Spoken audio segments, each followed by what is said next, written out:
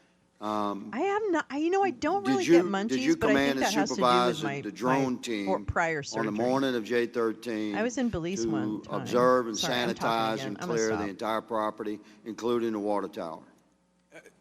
We had a private company that offered to fly a drone. They were under your command. Correct. Yeah, Thank under you. my, yep. And They were a private was company, that Clay? sophisticated drone equipment? Or? As far as I understand it, yes. Yes, sir. And did you post 2 patrol response units at the water tower for J13? I did not. I had no actual decision-making as far as the planning goes for where So the perimeter people. was it your understanding that there were 2 patrol response units parked in the vicinity of the water tower on J13? I do believe at some point there were. Okay, that's what we're trying to get to. And was the water tower ladder, That I which is just about 25 feet high, was it ever lowered that day? No. Thank you very much. Regarding radio communications, in the pre-mission briefing, you were involved extensively in that in the couple of weeks prior to J13. That's my understanding. Yes. Thank you. Regarding radio communications with the visiting It smells like federal the forest. agencies with jurisdictional authority to protect the former like if you president, go into the Secret redwoods up Service. Did Butler County ESU, your unit, provide gotta get particular out. I gotta get radios out of the for the city. Secret Service or set aside radios for the Secret Service? We did. You did. Did you personally call the Secret Service counter sniper teams and remind them to pick up their particular radios on the morning of J13? So I had spoken to them at the walkthrough and offered the radios. That was on Thursday. Correct. And then the day of the rally, our sniper team leader, when they did their face-to-face, he reminded them that the radios. Yes. were Did they available. ever pick up those radios? They did not. And so those 2 counter sniper Yes, teams I've for the seen Secret Service Clay Higgins and were- his were entirely racist. posted up on roofs. Because the Northern post. Counter Sniper Team, which a horrid ultimately person. did not take a shot on crooks because their line He of should sight was probably blocked be by a on couple of charges trees. for I J6, believe in the Southern Counter Sniper Team, which ultimately did fire the killing shot We at like big crooks. buds and we cannot lie. They were up You on other roofs tokers by can't themselves, deny. correct? Yes. Mr. Sullivan, would it have been helpful? You said it was absolutely unacceptable for there to not be direct radio communications. Would it have been helpful for the Secret Service to pick up the radios that the Butler County ESU had provided for them and reminded them to pick up? Absolutely. Especially up on a roof, being isolated as these counter sniper teams are. Yes, They didn't have that radio communication. No, would have been Let me helpful. clarify that the local Butler County ESU, in command of all the local forces assisting Secret Service that day, attempted to deliver radio communication to the counter sniper teams. My goodness, time rolls quickly. I'd like to jump into shot number 9. Shot number 9, during the interviews with the Secret Service and FBI, they commonly step over shot number 9. They say crooks fired 8 rounds and then the Secret Service fired the killing shot. Shot One number of the 10. most abhorrent. But there was a shot number 9 fired, was there not, Mr. Lenz? There was. Okay, Commander, I'm gonna The quote Overton from window the move transcribed on interview of just Aaron Zalapone. That's decorum the and tactical keeping your SWAT fucking mouth officer under shut your command that took shot has number moved 9. so far He deployed, away from what it should be. He was deployed. We're back in He like the heard the radio 60s. traffic. He saw the commotion. He left his deployed position and ran into a always sounds position where drunk. he thought he might be able to get a shot on if there was a shooter up on a roof, somebody on a roof. He said seconds after that is whenever the first 3 shots were fired. So I hear the first 3, crack, crack, crack. And at this point, I'm like, okay, where we at here? I was leaving I in look 3 up, days, that's and when I almost see left Crooks. over I got to- his head, his shoulders. Well, I I can hope see a nobody got rifle. arrested, so At that that's the only point, I thing. hear I another get a little crack. nervous That's when when I start pulling my stuff weapon up. happens. He gets 3 off. I think the only time I ever really as did I'm that. getting Well, my actually, yeah, the only target time I ever acquired, did that was I'm getting my red dot in the up. I waning can see days the of gas being emit from in his West barrel, Africa. his muzzle. And that was And like right at after that, I nighttime hear the snap of his after 5th shot very go off. stressful days Then of immediately after weird that, I press shit. one off, and that's when he immediately goes down. When I say goes down, It wasn't So like he it was was a ducking to get out survival. of the way. I mean, That was I a know I very hit him. isolating Like, there's no doubt about it. He goes down. He time. kind of jerks I to the find that right. a lot. I and get a then lot he of slumps isolating over times. slowly and Carla then kind of should kick his slowly ass. I rolls agree with that, backward out of my 100%. field of view. I have a few. Actually, So Carla, at I that got a point, list. I did not have a You second and I are shot. gonna At be that very point, busy this he fall. tries to recover. 2 seconds after that, the Secret Service, from a Yes, I different agree. vantage point, MTG a and higher the Hunter's vantage dick point, pic, all the takes the stuff. killing shot. All the So stuff. my final question, if I may, to I mean, it's been the very doctor. successful if you think about it. Are you here with us, Doctor? Yes, I Dr. am. Goldschmidt. The You guy- is stated, this sir, the and I know you're doctor? doing your best. You performed the autopsy. I've observed your work. I think it was that's very not it. professional work, in my opinion. You stated that there was only one bullet wound. I accept that you had only one observable bullet wound. Are you there, Doctor? Yes, I am. Thank Yes, you I very am. much. Could the injuries on Crook's shoulders have been caused by a combined impact of Butler County ESU shot number 9 striking somewhere in the vicinity of the buttstock of Crook's rifle and some fragmenting from that impact? Could the injuries on Crook's shoulders have been caused by a combination of shot number 9 and shot number 10? Is that possible? No, I don't believe so. You don't believe it's possible. Does that mean it's possible? Oh my No, God! it's not possible. It's not possible. So, oops. I respect your testimony. Oopsie. But how would you determine if you removed only one fragment of a bullet? The FBI recovered no other bullets. That's our understanding. No other projectiles What other is than your the point, Higgins? partial projectile that you recovered from his shoulder. So you don't know where shot number 9 went, did you, Doctor? Correct. I do Okay. not. So is it not possible, you're saying it's not possible that shot number 9 went all the way through Crook's, and you had no way of knowing that because it was in the same wound that was further affected by shot number 10? You're saying that's not possible? The body, there was no evidence on the body of that occurrence. There you go, sir. That's different than impossible. Listen, thank you Oh, all for I got it. testifying I today. got him finally. Mr. Chairman, thank Yeah, I you for got him holding this finally. first Yeah, I very made a important big old hearing. fool of We that shall big do more, and fancy we shall doctor, complete that our work elitist doctor professionally. who Thank looks you, sir. down I on yield. me. Yes, sir. Thank you. And you were I'm correct. sick We of will people looking continue. down on Now me, and now I recognize finally Ranking get my Member revenge Crowe because my president for said I comments. could do it. Thank you, Mr. Chairman, And for now calling I this really get to be important an hearing. And I just asshole, wanted to and take a nobody's moment to gonna thank do all of the anything about it. witnesses here today. Your testimony was clear, was concise, was candid, and was very helpful for us in our first phase of the investigation to understand what happened, what didn't happen, what should have happened. You all didn't ask for this, and I know none of you Max, wanted to I be would in this assume they position, are. but you have handled yourselves professionally, and for that we thank you. I know you are serving your community, our country. We are proud of that service. We thank you for that service, and this task force will continue with this job of giving answers to the American people that they deserve, and also making sure that this incident, an incident like this, never happens again. So thank you very much, Chairman. Thank you, sir. Look, I want to thank you all for being here. I live with So you. they're almost at the end. We live in the same place. We experienced the same thing that Saturday. You know what? Actually, I I don't know really how give a deeply shit what wounded Kelly you- has to say. I just don't. Guess what? Guess what, Kelly? I don't give a shit.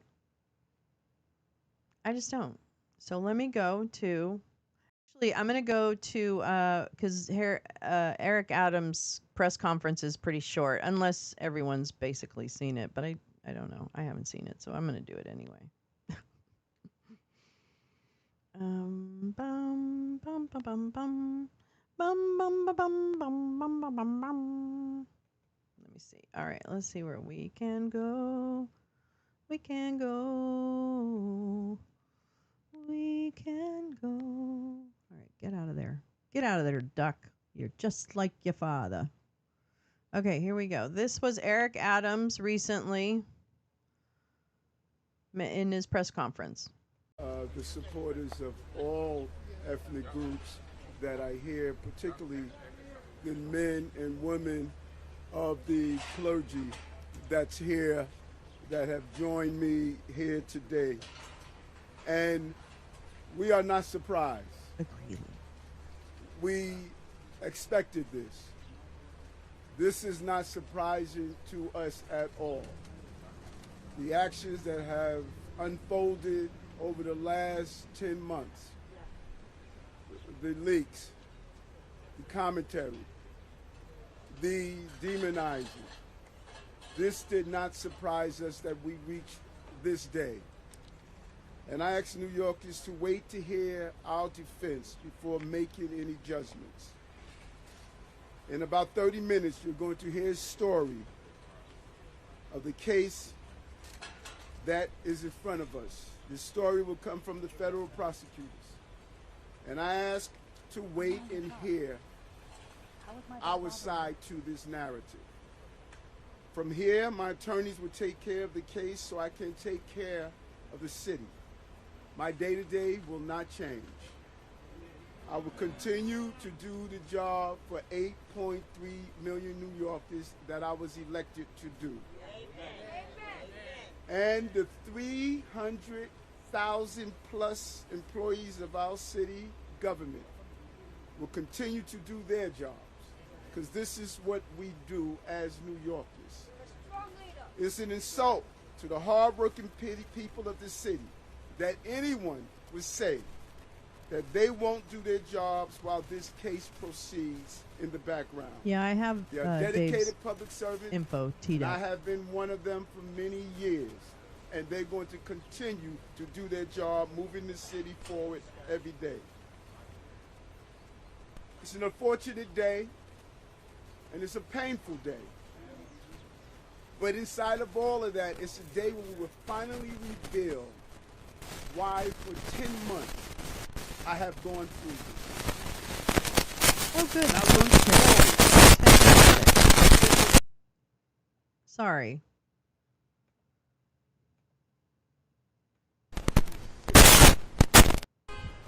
Okay. Well, anyway, you get the point. He's pretty upset.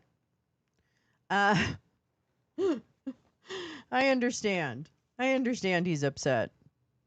Yeah, but Dave also put up a really pretty interesting tweet about Eric Adams, because he had called out some of the background of Adams, and so actually, you know, I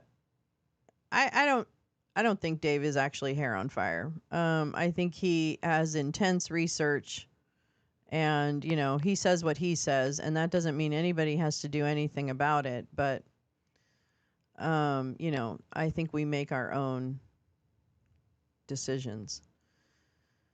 Let's see. So I have, where do I have it? Okay. Interestingly, Empty Wheel in a clip that Gal dropped in chat earlier, which I can drop again right now. Empty Wheel said, this indictment does not charge FARA, you know, foreign agent registration, only charges one of the 4 prongs I've seen discussed, I think, she said. They could offer to go easy if he leaves and helps clean up his own mess. So I have the Eric Adams indictment. We can read it. So you can I can either take you to reading of the document of the indictment, or I can go on to the USPS hearing. Yes, he does connect Adams to Bannon. Yeah, just in terms of in New York. So I have a little tiny sliver of experience with Eric Adams because I ran a high school in Brooklyn. And I learned that there was a grant program for computer equipment for technology through the Brooklyn borough president, at which time Eric Adams was. And so I started looking and inquiring and all this kind of stuff. And I have been a development officer and a COO of small organizations, not big ones. But I have run nonprofits and done 2 decades of fundraising for nonprofits, raising millions of dollars, including capital campaigns. So I know a thing or two about grant writing. I've written more grants than I can even tell you. So I would say that I went through this process trying to get this technology, and I was going to get a number of MacBooks because our studio arts and our arts teacher was using MacBooks, so we needed new ones. So I did a grant request, finally found the link because that was almost impossible. Went ahead and submitted the request. Awards were announced like a year later, and I then had to follow up to see if we got it, and the person that I spoke with in Eric Adams' office was like, "Oh yeah, you guys did get the award." I'm like, fantastic. It was, I think, I don't know, by the time I left the school, like 3 years later, I think, no, 2 years later, I don't think we had, or we had just received the MacBooks. And that was after I hounded Eric Adams' staff. And it was always a constant shell game, you know? Like, oh, well, that's so-and-so, and I'll have to talk to so-and-so. And then they wouldn't call me back. You know what I mean? It was one of those situations. It was the most, I mean, I have done, like, USAID grants. I have, I have experience with very challenging grant making. Like, I have worked on a MacArthur grant. I really, this should never have been this hard, especially for school leaders whose specialty is not grant writing necessarily. I just happen to have that, right? So I guess what I'm trying to say is I started to smell a rat. And I know just from being in a management position within like a city agency, like the Department of Education, kind of adjacent, but really close, I learned so fast that New York City is talk about a jungle. It is a fucking jungle. It is like the politics are maddening. The what is that thing? Oh, self-dealing is incredible. I was definitely a square peg in a round hole in New York City, because I was like, you all are not on the up and up. Like, you all are wasting money, public schools wasting fucking money. I was just like, I can't believe this is the most inefficient fucking thing I've ever witnessed. And everybody would like protect each other, and like, oh, it was just the grossest thing I've ever seen. I'm sorry. I don't, y'all a bunch of crooks. And I mean, so it's not just, I'm talking like the DOE and all that. That's really what I'm talking about. But holy man, I had a hell of a time with his office. And frankly, I was never sure that I was going to get those MacBooks. And I actually don't remember if I think I did actually get them in like the June, like 6 months or so before, or maybe 8 months before I left. But it was years of chasing for stupid MacBooks. It was like $37,000 worth of equipment, because it included other stuff too, peripherals and shit like that. But I'm like, oh my fucking God, this is dumb. This is a waste of time. Like, that's the grant seeking that I hate. When grant makers waste your fucking time. I'm sorry, I know a thing or two about evaluating programs, and I'm going to tell you right now, the grant seeking process needs to be fixed. Absolutely. But that's another show. Okay, what I'm going to do now is bring us over to the Postal Service clusterfuck. I do have, let's see, I have a couple of articles too. Wait, let me make sure that, oh shit, I got to check on the trial for shithead. Hold on, let me do that. Let me see if Trump's appeal is something we can listen to. So hold on.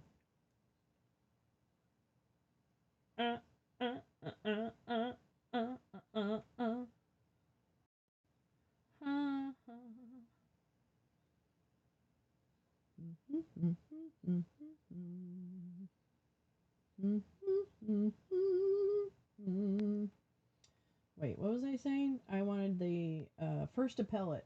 First appellate. First appellate. First appellate.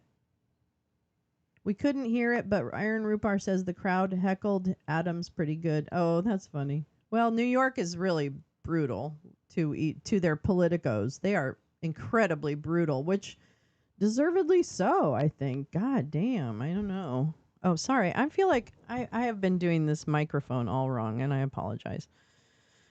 It's just not my day, guys. I'm sorry. I'm trying to pull my shit together here. Oh, hold on. Let me see. Where is it? Oh, there we go. Okay, let me just check out the appellate division to see if they are doing their thing. Oh, shit! Clear-cut violation of the statute of limitations and the law of the case doctrine. Last year in Trump 1 at 217 AD 3rd, page 611, this court held that no liability could be assigned for transactions that were completed. He's appealing his New York case. February of 2016 or 2014. For Mr. Sauer, that's premised on the fact that the statements of financial conditions cannot give rise on their own to a new violation of 6312, right? That is correct. That's Then why didn't we say that in the earlier decision on the motion to dismiss when we were reviewing the motion to dismiss? I think that's what the phrase, the continuing wrong doctrine does not apply to delay or extend limitations period means, because that is the continuing wrong doctrine. To say that like a 2017 or 2018 statement, is a new discrete wrong that's distinct from the original transaction that closed way back That's in probably what I 2012. should have done. That just is the continuing wrong doctrine. You don't think it applies to Ivanka Trump's arguments on that appeal, or to the Attorney General's now discarded theory that there was somehow a large amorphous fraud that somehow told the statute of limitations all the way back to 2011? Isn't that statement applicable to either of those two arguments made on the motion to dismiss appeal? Your Honor, if I understand the question, the dismissal of Ms. Trump strongly supports our interpretation of the prior opinion, because of course the allegations with her in the complaint are virtually identical to the allegations against the other individual appellants. So if you look at the complaint, you see virtually identical claims and theories as to those two. And once this court held she's not covered by the tolling agreement, she was completely dismissed from the case. The same should apply to anyone who's not covered by the tolling agreement here. And I would emphasize further, though, that there's really two errors here. Because even if the continuing wrong doctrine did apply, it still doesn't allow the trial court to do what it did, which is to go way back in time to 2011 and 2012 and assign liability and major consequences, huge financial consequences, based on an analysis that never looked at a 2017 or 2015 statement and said what liability flows from just that statement that comes much later in the course of conduct. That is Trump's lawyer. Long ago. Exactly right, Your Honor. And can't again, this remember court which one it addresses is. squarely in the Henry His decision, name which is is cited in escaping Trump me at the 1, minute. the CW Capital decision, which is cited in Trump 1. What Henry says is, even if you apply the doctrine, it only applies to allow liability for statements within the limitations period. But that's not what the trial court did here. That's not what the Attorney General's office contended. They said, oh, we're going to apply the continuing wrong doctrine. That contradicts Trump 1, so that was the first error. But then the second error is, once we've done that, we're going to pretend there's no statute of limitations at all. And we're going to go all the way back in time and assign crippling financial liability for transactions that concluded again in 2011 and 2012. So there's a direct contradiction, No caption, a direct sorry. disregard of the prior, this court's prior opinion. It becomes really clear, I think, when you look at, for example, there's a citation of the Yin-Shing Lung decision by the trial court. And the trial court says this shows this is a continuous series of wrongs. Yeah, I think it's Each of which gives rise to S-A-U-E-R. its own John liability. Sawyer. When there's an opinion Sawyer. from this court 3 months earlier Mr. saying needs to clear his the throat. continuing wrong doctrine does not apply. That makes it very I'm just Again, kidding. shouldn't That's we the have way he said, speaks. or wouldn't we have said, these statements of financial He can't condition that fall within the limitations period don't give rise to a 6312 claim? Shouldn't we have just said that? Would have saved everyone a lot of time. I think that's clearly what the continuing wrong doctrine means if you apply it. And again, the dismissal of Ms. Trump strongly supports that. But in any event, Your Honor, even if the court doesn't agree with that, there's still a massive violation of the continuing of the statute of limitations. Because again, under Henry and versus Bank of America and under the CW Capital decision, The most the trial court could have done is looked at the 2017 statements and said, what liability can I assess to that? Can I oppose to that? And that is not at all what happened in the trial court. There was just a complete disregard of statute of limitations and an analysis that again and again goes all the way back to 2012. Even if we agree with you on the statute of limitations point, that would not result in the complaint in its entirety being dismissed. There would still be several transactions that would be not time-barred or timely.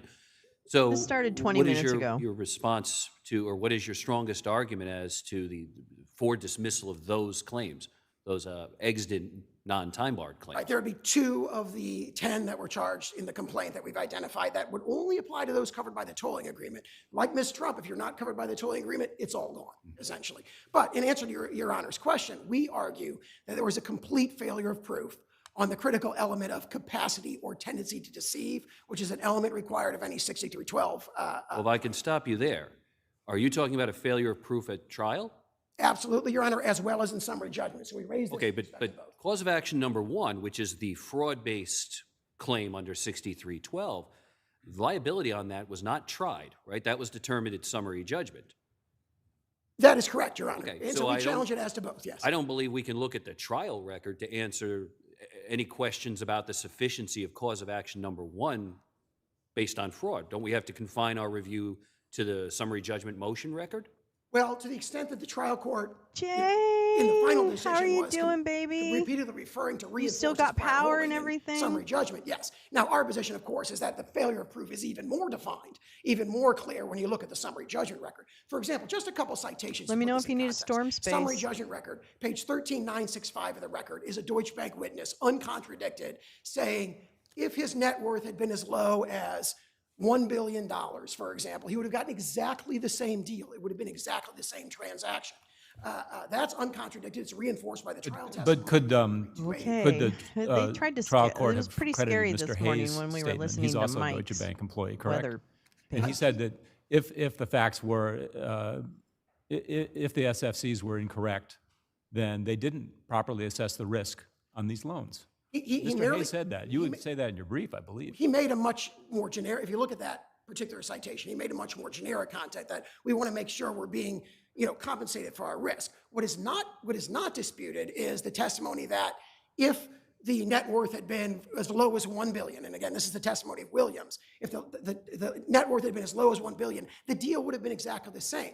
And so it's astonishing if you look at, for example, page 1882 of the record, which is their schematic that they cite 9 times in their brief. So he's they saying if concede you have a that complicit President bank, Trump's net it's worth okay, no ranged blood, no between, foul? on their view, $3 billion and $4.7 Is that the billion defense? throughout this entire period. The which no is victim miles defense? above If you're what would be required. talking about summary judgment, isn't it basic that you don't make credibility determinations on the motion? Absolutely correct, Your Honor, and we have a repeated violation of that, as we point out in our briefing. For example, there's kind of astonishing credibility determinations to disregard unrebutted in the summary judgment record expert testimony. So if you look at 17916, the summary judgment affidavits of Bartoff, where he explains how all these representations, virtually everything they challenge, Please is share the consistent broadcast. with Let them know generally we're applicable, able to accounting hear a standards. Trump They're case GAAP finally. compliant statements. That's John That's Sauer, unrebutted in the summary Sawyer, judgment record. It goes beyond S-A-U-E-R, merely being one of disputed Trump's and lawyers that decided by a has not credibility been determination. disbarred There's really yet. nothing to the contrary. And again, these errors are all reinforced at trial, so we are challenging both of those.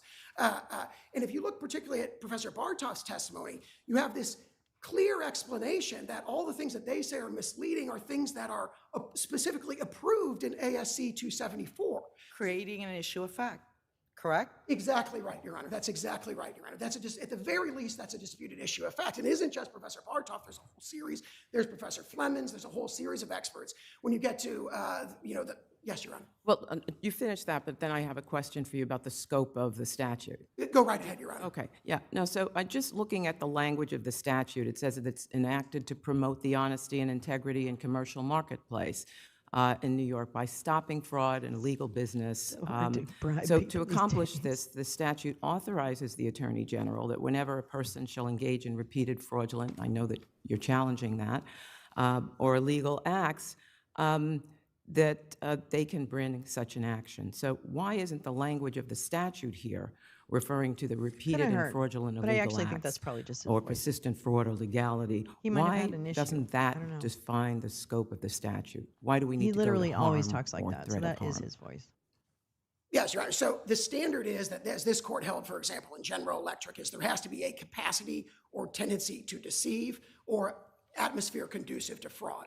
And what we've pointed out is that you have a situation where there were no victims, no complaints, no evidence of causation, materiality, or reliance. There were sophisticated counterparties could who- be a Trump The lawyer. understanding of the relevant marketplace, as this court said in the I know all the Nordbeck decision, arguments. understood that Put they would me be in, doing their due coach. diligence. They did do their own due diligence. I'll destroy it from the uncontradicted testimony in the inside. summary judgment record is Just kidding. everything we I did was couldn't. independent. We didn't rely on the numbers. That's the Williams testimony in the summary judgment record. All that is evidence, for example, the Domino's Pizza decision that we've cited powerfully makes this point, where all of that is lacking. All that is Now I powerful want pizza, evidence that there not was no Domino's. capacity or tendency He's to the Tom which Waits on ties the into our point that every What single about one of the these issue? transactions would have looked exactly the same. I'm sorry, counsel. What about deterrence? In other words, the AG would have the argument that And maybe followed by some these Kate deals went Bush. down You know, fine that's just as far as all octave the ranges you don't parties were need to- concerned in these you don't need deals. to do. But in the future, some deal might not go down well, and someone would be harmed by that. And so we need to deter parties from putting in, fallacious statements of financial good. May I That's so respond? genteel, Red light. you know? Just to answer that question, the deterrence interest goes entirely the opposite direction, where we have a situation where the Supreme Court disregarded unrebutted expert testimony that these are gap compliant, these are consistent with accounting standards, which don't require perfection. No, but the Attorney General None of points them out knew that what GAAP whether or was, not by the they're way. consistent with GAAP principles, it's the factual inaccuracies that are important. So, in other words, you might be Carl's gonna following take care of GAAP this. principles, but if your data is terrible, then you're creating a fallacious statement. Respect to that completely it disregards or at least misinterprets our expert testimony, which look at what I they think say it is was Kim factual with an M. data that's misinterpreted. For example, appraisals.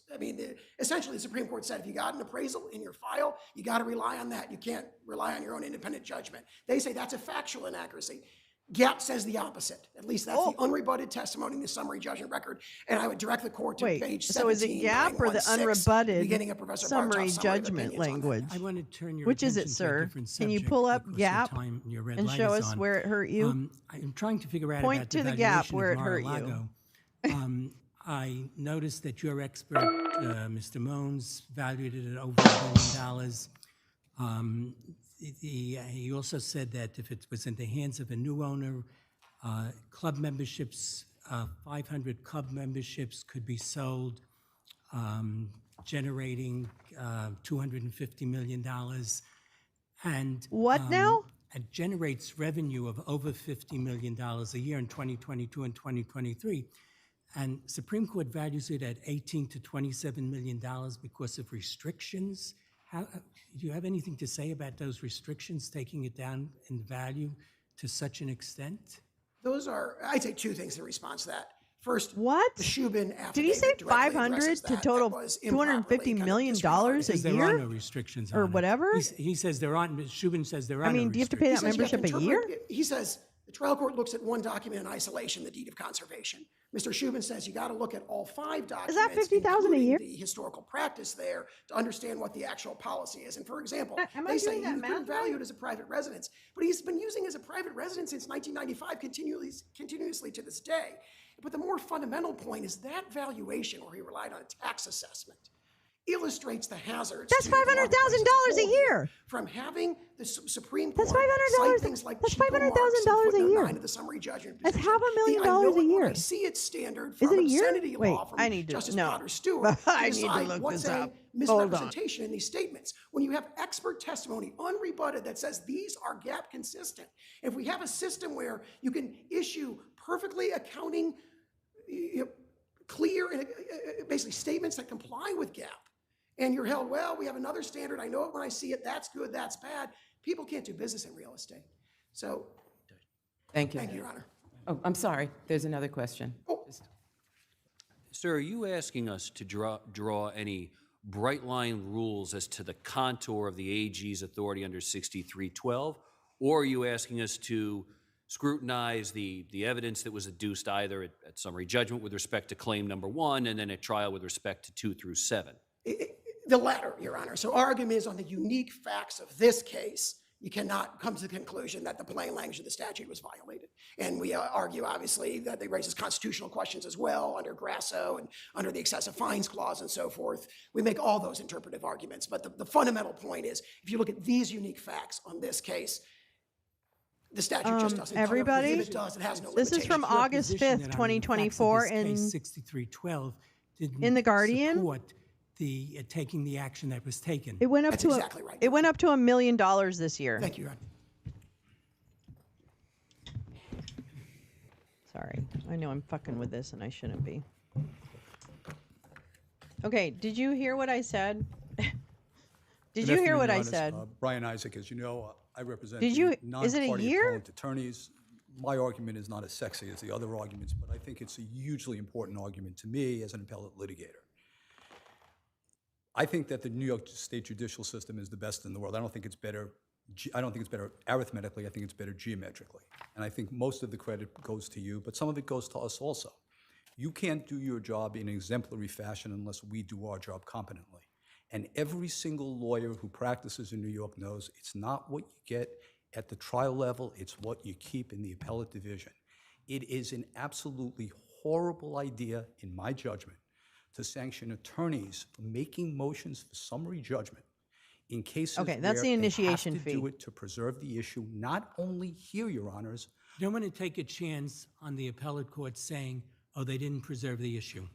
Judge, it's not only here. This is a Trump case. Like him, don't like him, it doesn't matter. This case is a case that definitionally could go to the Court of Appeals. Look at 522B41, look at Cialina against Erie Preserve, look at the number of amicus briefs that you had. I couldn't even read them. You have to preserve these issues. And there's one fact that I want to bring to your attention. I know you know it, but we probably should have brought it out in the brief more. You have interest of justice jurisdiction. You can, if you want, decide unpreserved issues. You almost never do it if you don't believe me. Just run my name. Just put Brian J. Isaac, in quotes, within 8, put preserved, unpreserved, not preserved. See how good I've been. I'm not 0 for 5. I'm not 0 for 10. I'm 0 for 3 decades on that. But this court can do it. The Court of Appeals can't. They do not have any interest of justice jurisdiction. They are not allowed to decide mixed questions of law and fact. They can't decide damage issues. They can't decide that a case is against the credible weight of the evidence. How can a competent attorney, and these people are competent attorneys, risk a $440 million malpractice claim by not raising an argument that's a tenable argument? And I'm not going to go over my time because I don't, but I wanted to say something to you. The Attorney General and the trial judge excoriated the lawyers for making a motion for summary judgment on disgorgement at the summary judgment level. One of the cases they rely on is People against Ernst & Young, which you know. Can I read to you what you said? This isn't Brian Isaac. It's not Michael Ross who wrote the brief for me. This is the Appellate Division First Department. I'm reading it verbatim. Quote, therefore, while the Attorney General does not allege direct injury to the public or consumers as a result of defendants' alleged collusion with Lehman Brothers in committing fraud, the equitable remedy of disgorgement is available in this action. Here's the key point. And it was premature to categorically preclude it at the pleading stage. That's verbatim. That is exactly what these lawyers did. And to be sanctioned for it is just wrong and threatens the integrity of what I think is the greatest juridical system we've seen. You shouldn't allow it. Thank you. Counsel. So you have 10 minutes on this first. You have 10 minutes on this. Well, I don't know if it's easier, Your Honor. Since we're the appellees, I'm happy to just take the full 15 minutes as the appellee, and that, okay. I think that maybe simplifies things.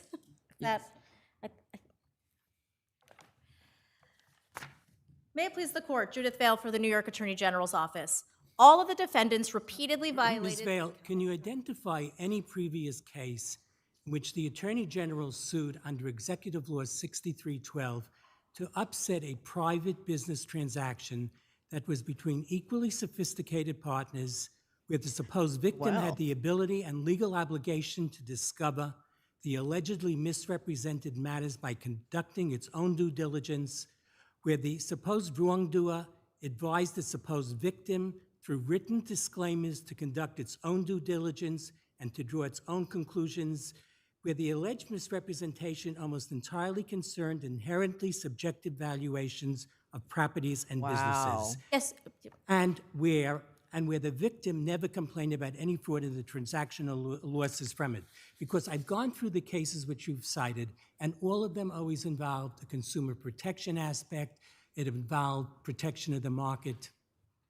Well, several responses. And I want to add to his question, and little to no impact on the public marketplace. Well, maybe I'll take that first, Your Honor, and work backwards. There was absolutely a public impact and a public interest here. There are at least 4 different public harms from the kind of misconduct here.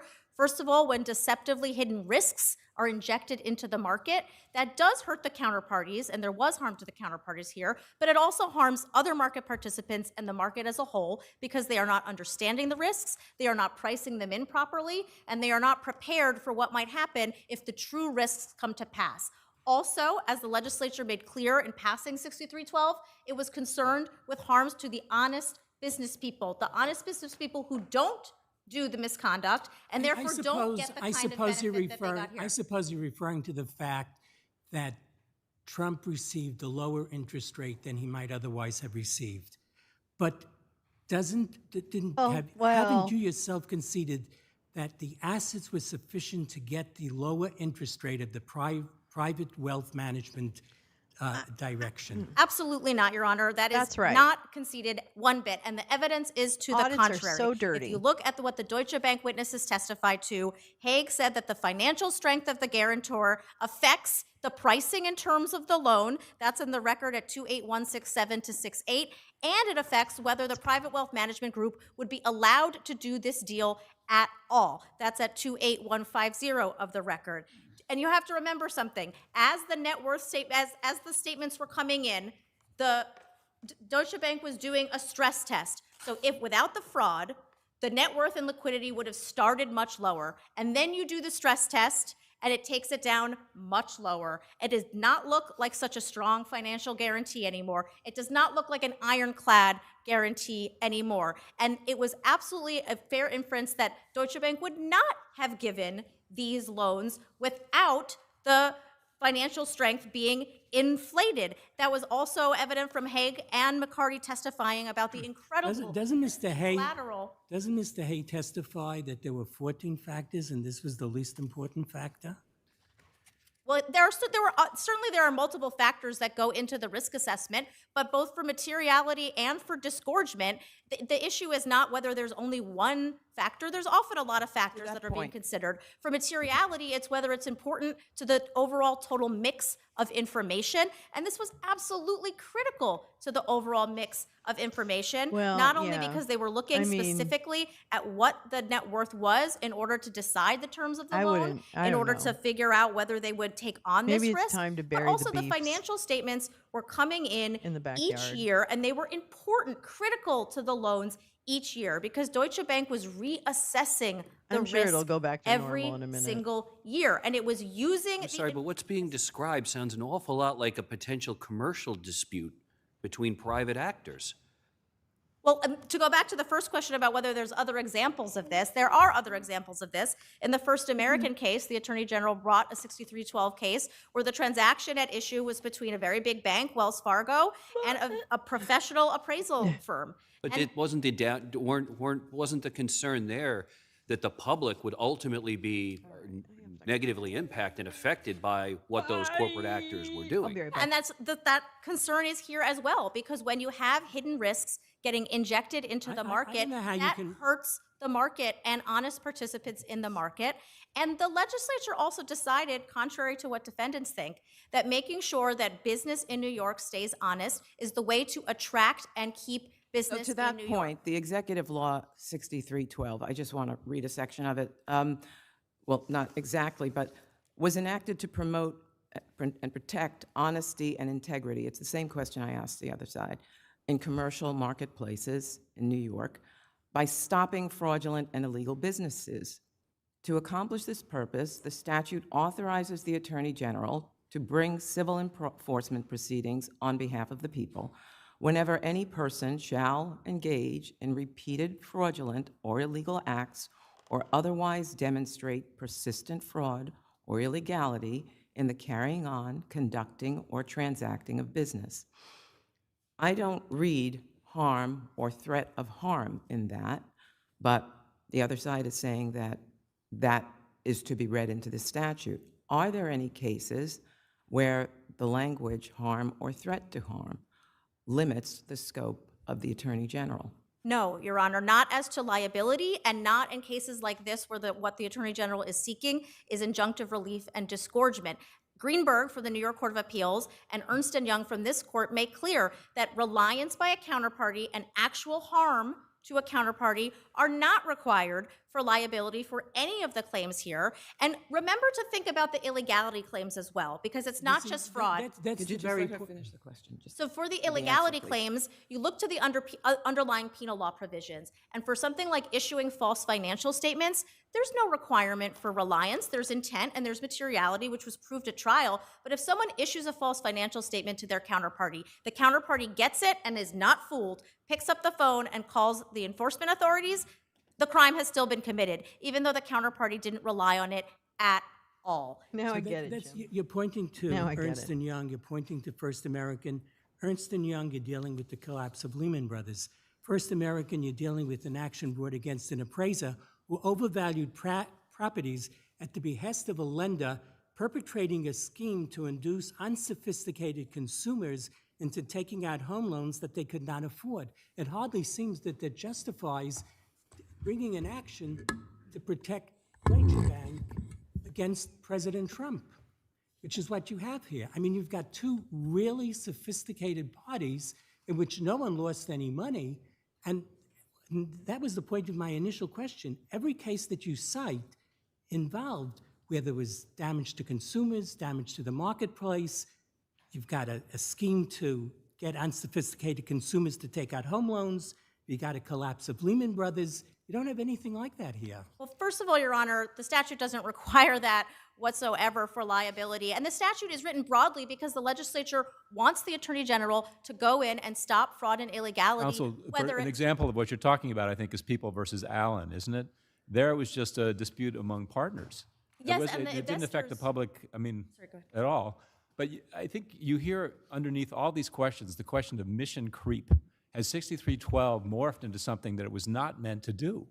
And that's something you must address, because there has to be some limitation on what the Attorney General can do in interfering in these private transactions, as Justice Friedman said, that where people don't claim harm. So what is the limiting principle?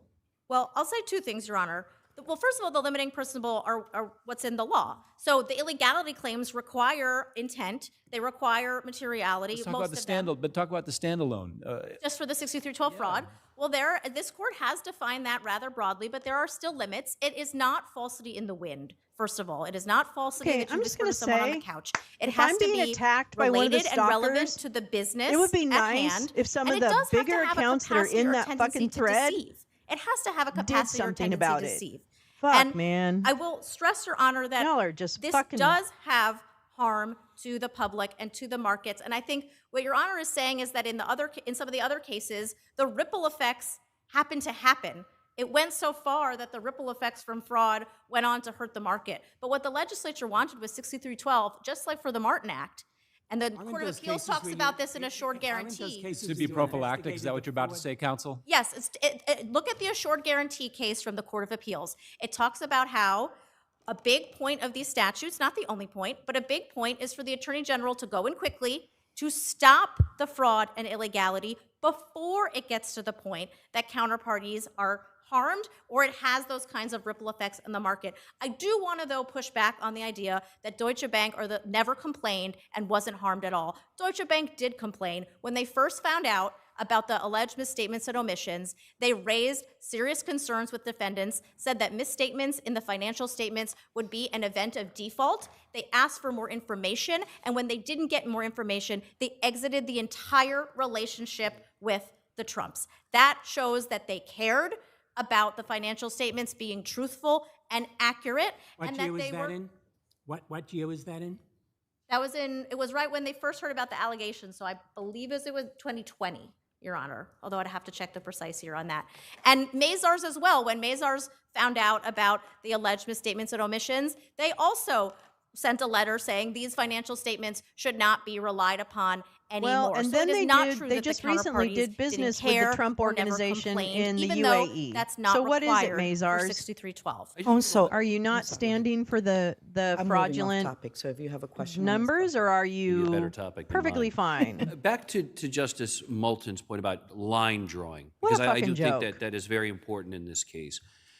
You know the history of this statute. It's passed under then Oh, AG yeah, the Trump organization can't do Javits, anything in New York, and then was but, oh, really UAE, amplified go right by ahead. AG Lefkowitz over the years. And when I went back and read the In bill fact, let me jackets, find that the fucking common article. thread was always Fuck. we need greater power. The AG needs greater powers as the people's lawyer to protect consumers, civil rights, and the environment. And so again, with that sort of historical backdrop to this law, how do we draw a line or at least put up some guardrails to know when the AG is operating well within her admittedly broad sphere of 6312, and when she is going into an area that wasn't intended for her jurisdiction?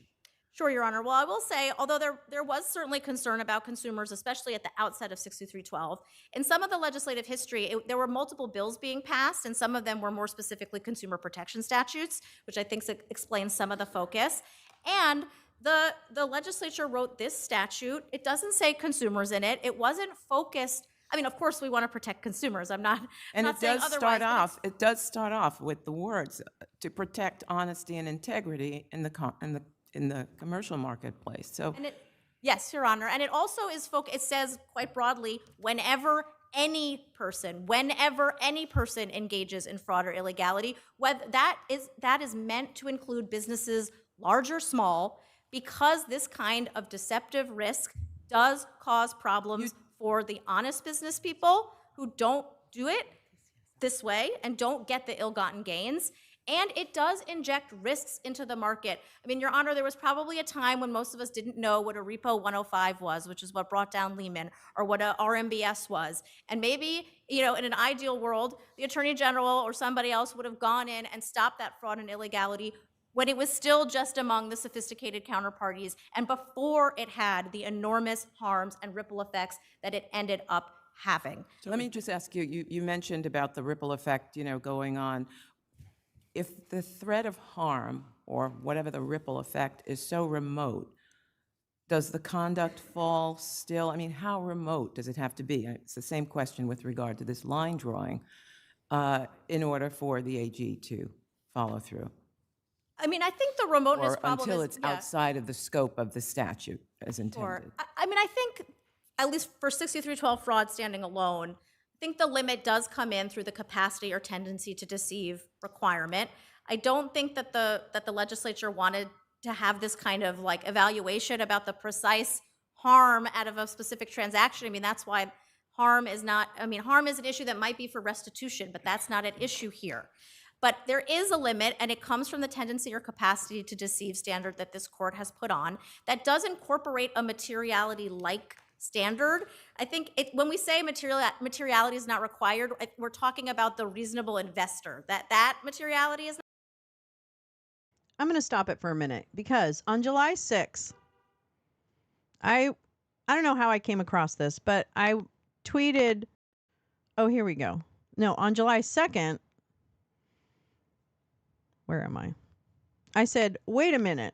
If the Trump organization isn't supposed to be doing business in New York, even if the project isn't there, aren't they technically doing business from New York if the organization is located there? That seems like a big loophole. It was based on a Robert Young Pelton article about Junior. This is from July 2nd as well this year. Junior picking up some more golf cash for daddy. Looks like he got a comped flight too. Is he competing with Jared? Okay, so run this guy, Junior's new best friend. Note the Saudi partnership guy is linked to the UAE and Lebanon. You might remember Ammar is also something in collusion or something with Serbia and Jared and Grinnell. Tina, Where's Tina? I wish she was here. And Serbia. Oh my God. I don't want to do this anymore. Anyway, so I found this tweet Robert Young Pelton did. And I was like, wow, that's so interesting. How in the world are they doing this? And then all of a sudden, as I started to look into it, then I went, oh, and looky here. The auditing firm for the partner on the Trump project in the article, Dar al-Arkan, the largest developer by market value according to the net in Saudi Arabia, is Mazars is their auditing firm. That's their auditor. That guy in Saudi Arabia. I don't know. I just had questions. I'm not an expert on that. But it first struck me like, how are they able to like do business? I don't quite understand how that works. Even if it's international business. I don't know. I don't know. Okay. I'm sorry. That was just bothered me. It's not required. It's just which objective person you're looking to. There's still an objective standard. So there are. That's a good point. And so which objective person are we looking to here, given that it is the nature of the transaction that it is? I don't want to belabor the background. I mean, it doesn't. This court has said that the standard for 6312 fraud standing alone is the objectively reasonable, ordinary, and even unthinking person. But in this case, the court could use the higher standard, and it would be fine. Because I notice you say the ordinary standard on page 55 of your brief. You say, these deceptive strategies had a capacity, a tendency to deceive because they would have been relevant to and likely to mislead an ordinary person involved in the business dealings, and you cite to General Electric. Mm-hmm. Isn't the test here whether they were likely to mislead Deutsche Bank or Ladder Capital or the City of New York awarding a golf license, or Zurich on a surety bond program, or Everest National Insurance Company on a directors and officers policies? The defendant's statements were not meant for ordinary people. They were directed at some of the most sophisticated individuals and entities in business. Well, if the court wants to use the standard of an objectively reasonable counterparty, sophisticated counterparty, fine. They had a capacity or tendency to deceive that sophisticated party as well, because these misstatements and omissions were about objective facts that were extremely important and that any reasonable counterparty would want to know. Any sophisticated, reasonable counterparty would want to know that the defendants were valuing an apartment based on 20,000 square feet more than it really was, based on pretending that rent regulations on certain apartments didn't exist, based on pretending that the Mar-a-Lago restrictions didn't exist. Your Honor asked about that. The trial court was very clear that it was not coming up with a magical valuation for itself. The problem with the Mar-a-Lago valuation is similar to what happened with the rent-regulated apartments. The restrictions in the deed are there. They are an objective fact. They are very restrictive. And even defendant's own expert at summary judgment, this is at 16502 of the record, agreed that the restrictions would decrease the value of Mar-a-Lago, but defendants valued it as if those restrictions didn't exist at all. Counsel, I want to ask my question because your red light is on. Absolutely, Your Honor. Madam PJ, is that okay? Yes. For the disgorgement calculations, wouldn't it have been more appropriate to calculate them by calculating the difference in valuation of the property versus the valuation provided to the banks to get the loans? No, Your Honor. The disgorgement calculation, what we needed was the reasonable approximation. What is the reasonable approximation of what defendants' fraud gained them? And defendants' theory is that the guarantee and the financial statements each year were worth nothing. But the point of the guarantee and the financial statements each year was to get the extremely favorable interest rates. And we were not speculating about the difference in interest rates. We had the counteroffer that Deutsche Bank, their own lenders, provided them for a loan without the guarantee and the financial statements. If I could touch very briefly on the statute of limitations, Your Honor. I think we have it. Did you have another question? I have a question that's And I'll similar give to you Judge time for Rosado's, the actually, which is the immense penalty in this case is troubling. So how do you tether the amount that was assessed by Supreme Court to the harm that was caused here, where the parties left these transactions happy about how things went down? Well, disgorgement, Your Honor, looks at taking the gain away from the wrongdoer. And although this is a large number, it's a large number for a couple reasons. One, because there was a lot of fraud. This went on, and illegality. It went on for 7 years during the statute of limitations period. Another reason is because the guarantee and the financial statements each year worked to get enormously favorable interest rate savings to the defendants. It was a difference of approximately 4 to 8 percentage points, obviously varied by year.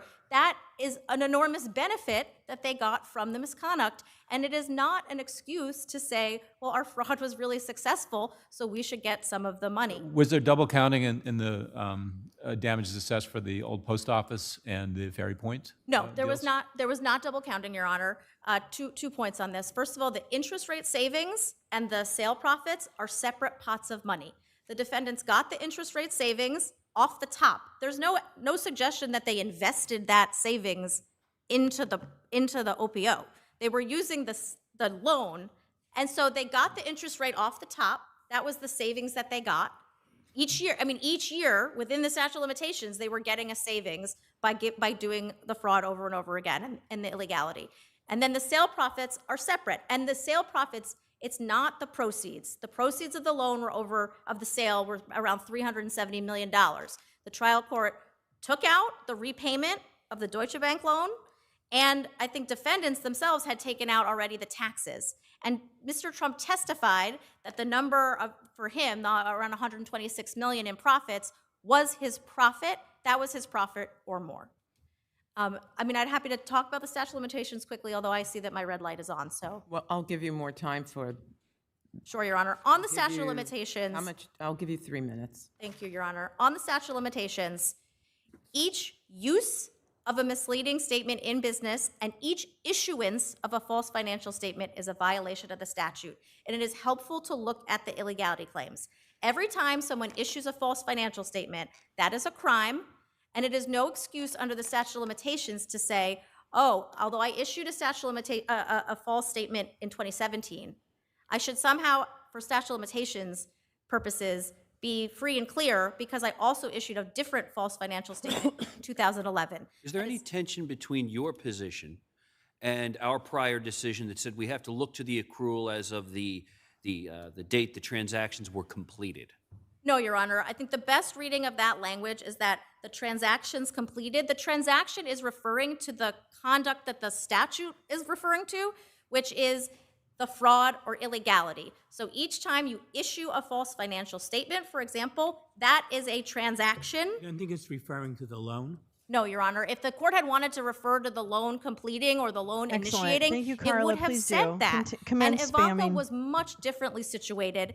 Commence. The problem, for Let what the this court said spamming about commence. Ivanka Trump was that she know was what's wrong not with my sufficiently microphone. involved I think within the maybe statute of it's just me. limitations for her with the certification, Maybe it's preparation, just me. review, or use of the statements. That was why she was released from the case. Whereas the defendants that remain, each personally were involved in the preparation, issuance, and use of the statements in business. And it would really be a distortion of 6312 and this court's precedent in cases like Allen. A similar thing was happening in Allen, where the original relationship between the counterparties started before the statute of limitations, but then new fraudulent or illegal acts were happening within the statute of limitations. And what the trial some court said Thursday there, energy you got and what going this on. court affirmed was It is Thursday, the new right? conduct Yeah. that happened within the statute of limitations is timely and actionable. GP, but what? the things that happen outside of the statute of limitations are Have they- not. do they do and that I do all the want to time or emphasize no? that neither the trial court nor the attorney general sought liability based on the fraud or illegality that happened in 2011 or 2012. That is not true. After this court's decision, the attorney general was not pursuing its claims for the interest rate differential for 2011 or 2012 or 2013. We were pursuing that before, and because of this court's decision, we stopped. And the trial court appropriately separated it and said the claims that are based on fraud or illegality that happened before 2014 are out.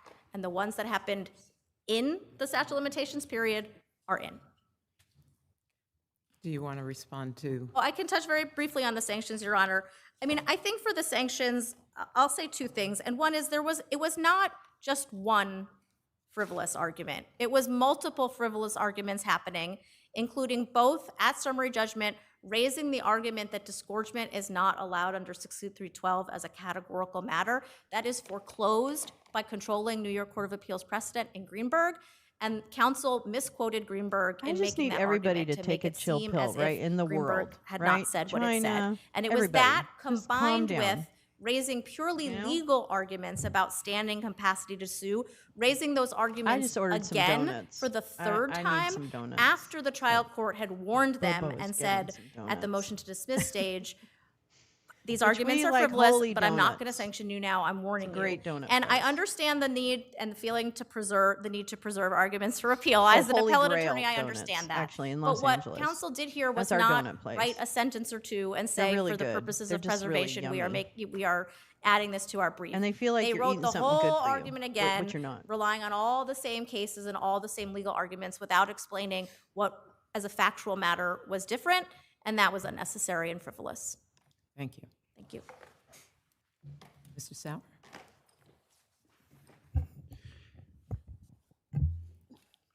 Thank you, Your Honor. Just pivoting to that last point, last year, the Attorney General's office was here on the continuing wrong doctrine, making the exact same arguments. This court rejected them and Trump won, and we're hearing the same arguments again, citing some of the same case law. That was sanctionable for our attorneys in the lower court, but here we are. Now, I want to point the court to two citations in the summary judgment record that I think frame a lot of the questions that my colleague was asked. Is At anybody's Twitter 13865, working weird? there's unrebutted testimony in the summary judgment record that at least creates a disputed material fact that President Trump would have got the same deal from Deutsche Bank if his net worth had been as low as $1 billion. In their calculation, it was never below $3 billion.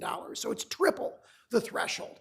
And the clear testimony is the interest rates would have been the same. He would have been on they held up a chart that would have been on the same pricing chart. So this notion that there were these 8 basis points at issue is just not supportable.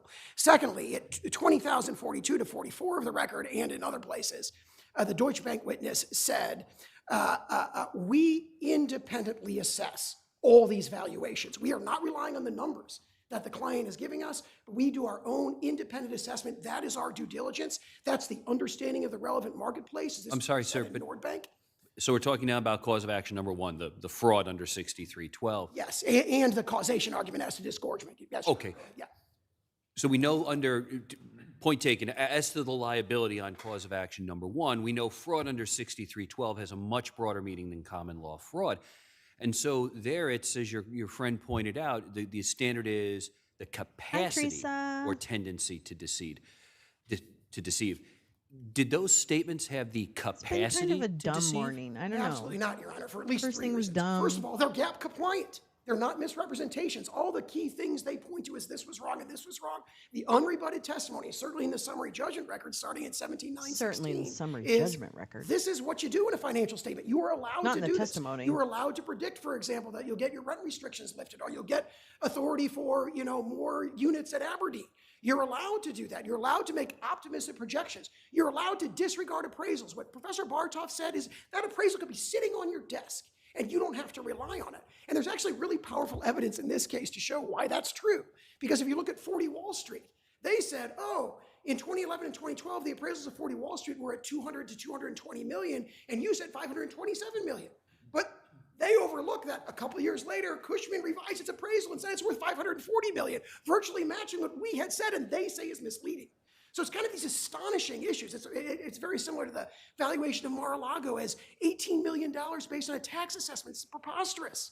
It's a preposterous position that these factual things. So that's my first answer to that. But secondly, more importantly, we have sophisticated counterparties, as a lot of the questions pointed out. They're getting clear disclaimers. The disclaimers say what everybody already knows you do in this industry. You do your own due diligence. So how is there a capacity or tendency to deceive when you have these very clear disclaimers saying considerable judgment is required here. These values don't reflect what might be realized upon a sale and so forth. But what about the Attorney General's point that may be true in this case, but we are trying to create a fair and honest marketplace, which will inure to the benefit of the public in the long run. Yeah, and I would say two things in response to that. First, all the questions about line drawing. If this case falls on the other side of the line, there is no line. I mean, you heard, I think, for 15 minutes, respectfully, my colleagues struggle to articulate any clear principle that would put any transaction outside the reach of the statute on the Attorney General's very broad and sweeping view. So our position is narrow, which is that on the facts of this case, I all love these these things I cats. referred to, no reliance, They really no turn my day materiality, Deutsche around. Bank saying we would have given them the exact same deal. And Pretty we cool. have clear disclaimers. Surely this is not within the statute. And if this is, there's nothing that falls outside of the statute. And that is a sweeping and unsettling thing. The second point I'd make about that is, And I'm sorry, just to tie a ribbon around that, you mean based on the facts Everybody's as a they little were reduced on the respective records, the summary judgment motion as to cause of action 1, the trial pumpkin in record their as to pumpkin 2 through spice 7. latte. Not that the AG didn't have an interest, at least at the outset, in investigating and maybe commencing the proceeding. we're not disputing that in this They appeal. certainly have that You're interest. saying once you got all the facts before the court, which we And didn't have last that may have been, I wasn't on that case, but that may have been the point of our prior decision, which Mr. Isaac brought up, about this being at the pleading stage. Yes, so it was enough feel at like the his pleading hands stage, feel but at the clammy end, and cold. doesn't mean this is what should happen. That's exactly right, Your Honor. Here we have all the facts before the court. But the pleadings in this case, I'm sorry, counsel, but the pleading in this case is like a novel. It goes on at length, 327 pages or something like that. And basically, those were the facts that Justice Ngoran found were proved at trial. So aren't we bound by our prior decision? I asked this question another way before. Very significant variations. I just want to flag one. I see my red light is on. The pleading, the complaint, cites GAP like 50 times. They said these statements are bad because they violate GAP.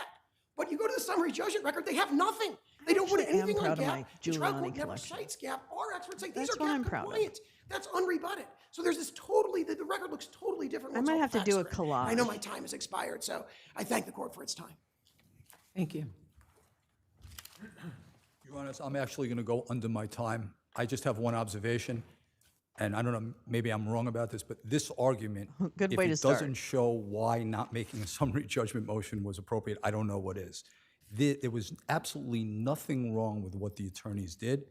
My adversary said that she's relying on the Ernst & Young case. I read to you what you said. That's exactly what you did. One more point, and I'll sit down. Keep relying on Greenberg. This is what the Greenberg court said, Greenberg 2. Initially, we note that defendants may not raise issues on appeal that were not preserved on the record for our review. So even if they're right about what this court said, and they're not right, it wouldn't matter anyway because lawyers have to preserve issues for all courts that may consider it. They have to look at things not temporally at the time, but what could happen afterward. And given that, and I'm not, this isn't Brian Isaac or it's not Michael Ross, I'm reading to you from the court. They did what they were supposed to do. They did what they had to do. To sanction them is just wrong. Thank you. Thank you.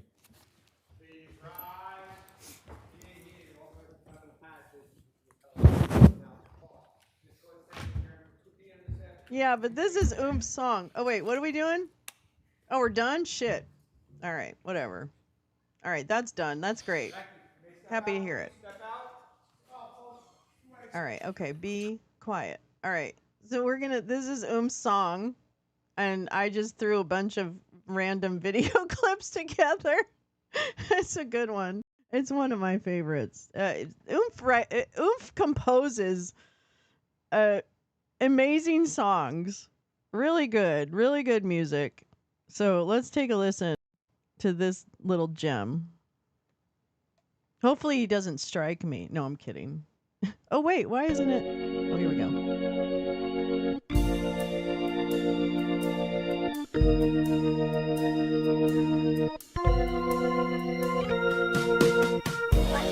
I was a New York U.S. attorney fighting organized crime.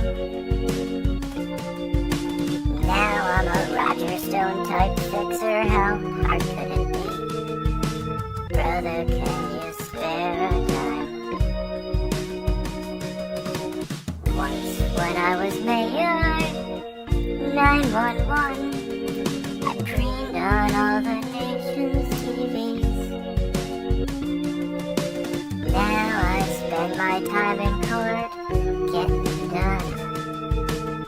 Brother, can you pay my legal fees? Once with heads of state, bravely in crises, were fettered with the president's friends. Stupid Dumb. Gambled their licenses. I was the one in defense. Say, won't you believe me? I have the proof. You can count on guys like me, always. Tune into my podcast, you'll see it soon. Tell them, brother, can you spare $148 million?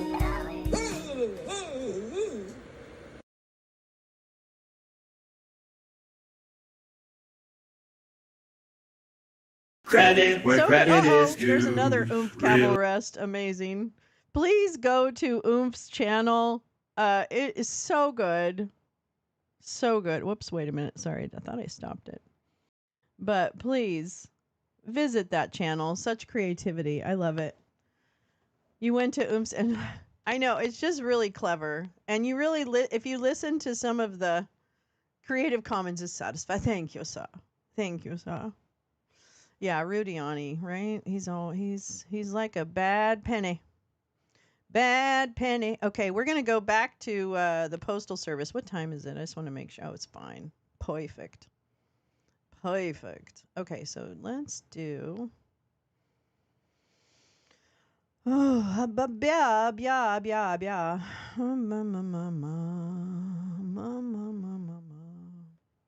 Okay, let's see. That's fine. We want to leave the storm up. But let me find my... There it is, right? Yes. Yes, indeed. Let me change this, and then we're going to make the kitty cam a little bit smaller. Yes, that's right. That's what we're going to do. You know what we could do? We could just move the kitty cat up here. That's right. We could just move it right there. There we go. No problem. Let's get on with it. And then this one I need to change because we're going to watch DeJoy get his ass handed to him. Maybe not. Actually, it sounded like he was being, it was a love fest. Congression, I don't know which committee this is. It's 420 somewhere. Hell yeah. Hell yeah. Congressional hearing on USPS. Oh, wait. USPS hearing on 24. Oops, that's not right.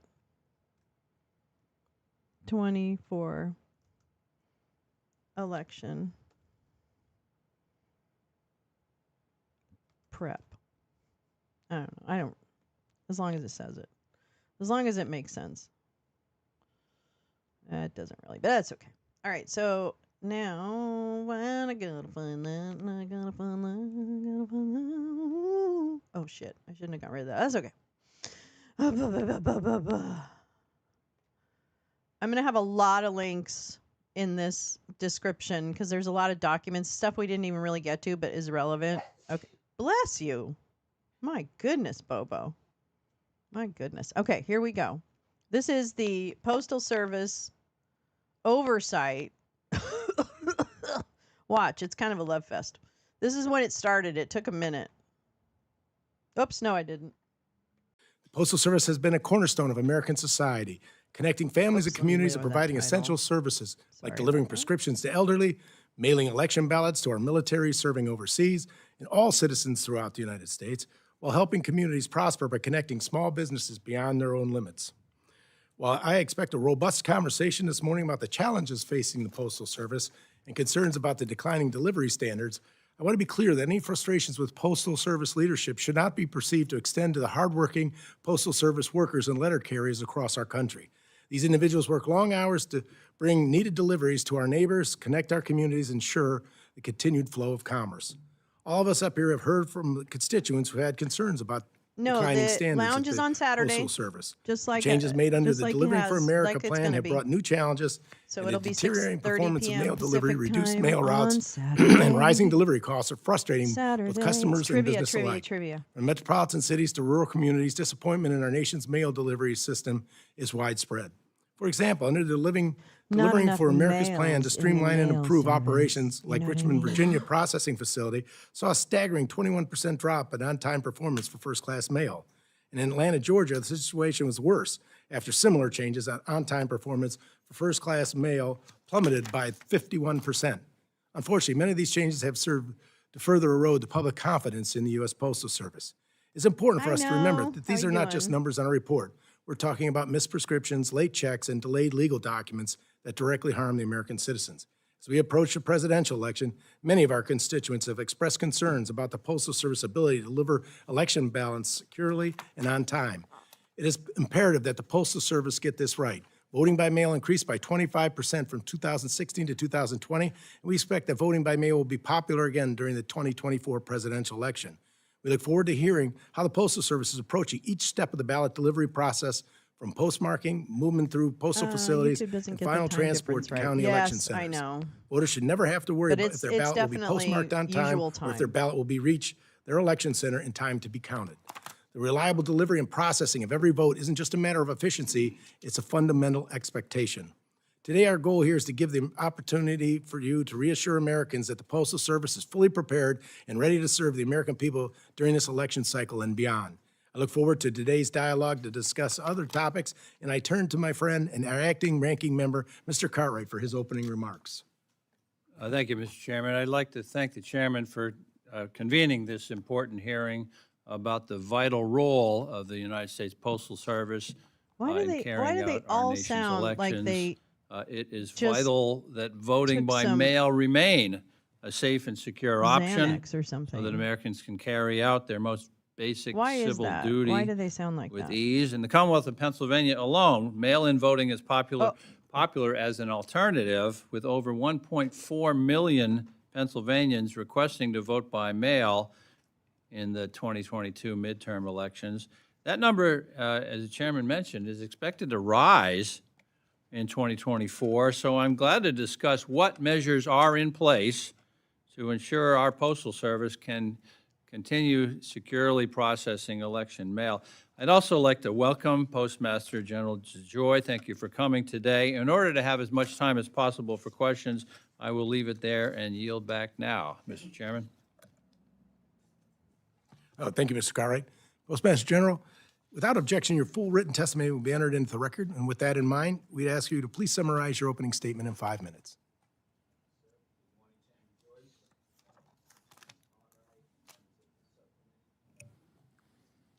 He's handy. He's handy. As you know, for a variety of reasons, there is a heightened sensitivity and scrutiny across the entire vote-by-mail ecosystem. We recognize that the American public will become increasingly alarmed if there is ongoing dialogue that continues to question the reliability of the Postal Service in the upcoming election. So it's an us problem? Let me be Is clear. it an us problem? The Postal Service is ready to successfully deliver the nation's mail-in ballots. We have a long track record of success, delivering election mail back to 1864. Even during the global pandemic in 2020, we were successful in delivering historic volume of mail-in ballots during the presidential election year, delivering 99.89% of the ballots from voters to election officials within 7 days, our recommended common sense time frame for ballot return by mail. We will be even better prepared for 2024. Our network is designed to readily handle a surge in mail-in volume, just like we do every election and holiday season. Even in 2020, the historically high number of ballots accounted for just 0.1% of the Postal Service's total mail volume that year. As in the past, in each general election year, we deploy what are referred to as extraordinary measures, enabling our dedicated people to expedite ballots through our system in the days immediately preceding Election Day when deadlines loom. These processes, procedures, and their schedules for activation are identified in my written testimony. Importantly, the extraordinary measures we undertake immediately preceding Election Day are designed to rescue ballots that are entered late into our system, likely too late to make the election deadline set by election officials. They represent a deviation from normal mail flow and processing, meaning they won't run through our plants and processing machines as mail normally would. We engage in these heroic efforts to beat the clock, and they are only used when the risks inherent from deviating from our standard processes are justified by the risk of a voter's ballot not meeting a state's election deadline. In those instances, we prioritize expeditious delivery. One other key point that sometimes gets lost is that we are a national service, and to operate successfully, we must have consistent policies nationwide for our system to operate at the level of precision required. Despite our own consistency, we operate as the one uniform element in a sea of variation when it comes to elections. There are 50 states and thousands of election jurisdictions that are far from uniform in their election laws and practices, and that often don't consider how the mail system works. We do not determine state and local election laws or the extent to which they incorporate the mail. We do not conduct elections or determine their timing or deadlines.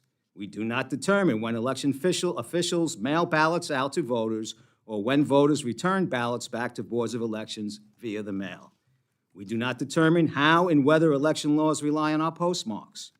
We do not design ballots or ballot envelopes. Instead, the Postal Service collects, processes, transports, and delivers the nation election mail when public policy makers, election officials, or voters choose to use the mail as part of their election system or to participate in the election process, and we do so extremely well. Additionally, on an extensive and ongoing basis, we educate election officials and voters on how the mail system works and the additional measures that we employ year-round and in the weeks immediately preceding the general election that are specific to election mail. We will continue to encourage that the voting public mail early. And if they choose to return their ballot by mail, we recommend they do so at least 7 days before it must be back to their election official under the laws of the state where they are voting.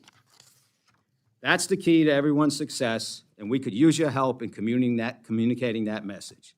Finally, internally, we are collectively working around the clock to communicate with all stakeholders in the voting ecosystem and address and resolve any issues. We are utilizing resources from the Inspection Service and the Inspector General to help ensure that we successfully deliver the nation's election mail. Let me end where I started. The Postal Service is fully ready to successfully deliver the nation's mail-in ballots for voters who choose to use us to vote. Mr. Chairman, that concludes my remarks, and I welcome your questions. Use you Thank to you, vote. Mr. DeJoy. And Fuck before I off. recognize myself, I'd like to thank you for being here today because I think it's important that we have this honest, frank discussion. Here comes American the- people the can love understand. fest, I And I think. appreciate the points that you were making about different states having their rights and having their voting deadlines, and that we want to work together to make sure the public knows how they can be consistent with that. Now, we'll begin our questions, and each member will have 5 minutes for the questions and their answers. And when the time turns yellow, you have 1 minute remaining. And first, I will recognize myself. And, I would be remiss if I didn't start off with one that was specifically given to me by my Secretary of State, Frank LaRose. He's indicated that in 2020, the regional sort facility in Detroit experienced significant disruptions to the point that election mail for Northwest Ohio needed to be routed through Cleveland. And so I wonder, Mr. DeJoy, what has the Postal Service done to ensure that situations like that won't repeat itself in 2024? So, sir, we are, as you recall, in 2020, the election of 2020, I was here maybe 3 months, right? 3 Oh, and months. he We were at the removed all beginning the of sorters or whatever the that election was in was? the middle of the pandemic. I would say to you that over the last 10, 11 years prior to me getting there, we had lost over $100 billion, had $20 billion worth of deferred maintenance, had significant turnover. We hired 200,000 people that year and never raised the top line level of employment at the organization. You didn't have enough we're about to run bosses out of for all those cash in people? 60 days. 650,000 person organization, about to run out of cash in 60 days. We are not in that position today. We are better. We got a long way to go, but there's been extensive, our ranks are full. In fact, I'm not looking to hire too many people He's for really peak blinky. season because we're fully staffed, because I've converted over 190,000 people to full-time Why are you positions. blinking We've so invested in our much? facilities across the nation, close Why to are you $16 billion. blinking so And our much? training is I don't extensive. get it. We have significant What's the matter? oversight, What's the matter with your both eyes? from the Inspector General and Louis, our what's the matter with own your postal eyes? inspection, and me. I meet twice weekly on these processes. And the Twice fact weekly? is that we are a Get system down. of Get down with your bad 31,000 self, facilities Lewis. on any given day. Right now, I'm shutting down plants in Florida because of the hurricane. On any given day, I'm we very have busy. different issues for different reasons that go on throughout the country, if not throughout the world, and we have to respond to them. And if routing mail to a different location still gets it there 99.9% of the time, we're going to continue to do that. I don't know what the specific issues were in Detroit at the time. Oh, you're not sure? Many of them that Seems to me it's continue from an ailing system. He's at least spinning like a we're trying top. to, Let's put it we that definitely way. have improved that. Well, during the 2023 election, the Ohio Secretary of State found flats and mail sent by voters as early as October 24th, 2023, were received by all the boards on or about November 21st. It's like a velvet hammer. All these problems trace He's back got- to the just be a Cleveland little more Regional angry, Sort please, Mr. Facility, Joyce. which services my district. This is well past both the deadline for absentee votes to be counted and estimated U.S. Postal Service standards. Effectively, these voters were disenfranchised because of the Yes. USPS That failures. seems very criminal How almost, specifically doesn't it? have you enhanced the all-clear procedures you referenced in response to the National Association of Secretaries of State? And can you assure us that these procedures will ensure that that doesn't happen in this upcoming election? Well, I'm not, I would need the specifics of of Cleveland, but our processes are extremely enhanced. Right now, I've set up an operational precisions group, not just for the election, that has 400 or 500 people around the country going into plants each day. We didn't have, I was a 250,000 person organization. I didn't have an internal audit department, my own internal audit department. So we've set up processes and procedures to follow reporting and going into plants and look and checking on and validating the processes that we have. We kicked off an extensive training program back in July throughout the whole system. We have put specific alert. Our operation is broken into 3 different parts: processing and delivery, transportation and logistics, and retail and delivery. And all of those executives and those teams have specific tasks that they need to do within the facilities in terms of how we identify election mail that's being tendered, how it's moving through the process. We have we cleared in the plant at the end of the day, and that goes on to the delivery centers and into transportation, and they are executing that fairly well, pretty well. We have improvements. That's why I'm meeting 2 times a week to go over what the status is. I get reports from the OIG on a weekly basis. I get reports from my own inspection service. So again, I think our goal is to do what we have done before, at least in elections throughout the nation, is to perform highly admirably. Thank you, Mr. Joy. I now recognize Mr. Cartwright for any questions for 5 minutes. Thank you, Mr. Chairman. Mr. Joy, I want to review previous postal performance and potential improvements to our election infrastructure. In July of this year, the Post Office, Postal Service Inspector General published a report titled "The Postal Service's Election Mail Readiness for the 2024 General Election," and you're familiar with that report. And I want to give you an opportunity to respond to some of the points made in that. The IG's report found, as you testify, that the Postal Service appears to be ready to serve the American public during the election, but the report did highlight a few opportunities for operational improvements that I'd like to talk about. The report found some cases of election mail policies not being properly followed in some facilities, which caused some ballots to be out of place. And to correct this, the IG recommended additional training and education on election mail policies. How are you ensuring that Postal Service employees, from clerks to letter carriers to supervisors, have the time and resources they need to understand and internalize election mail procedures?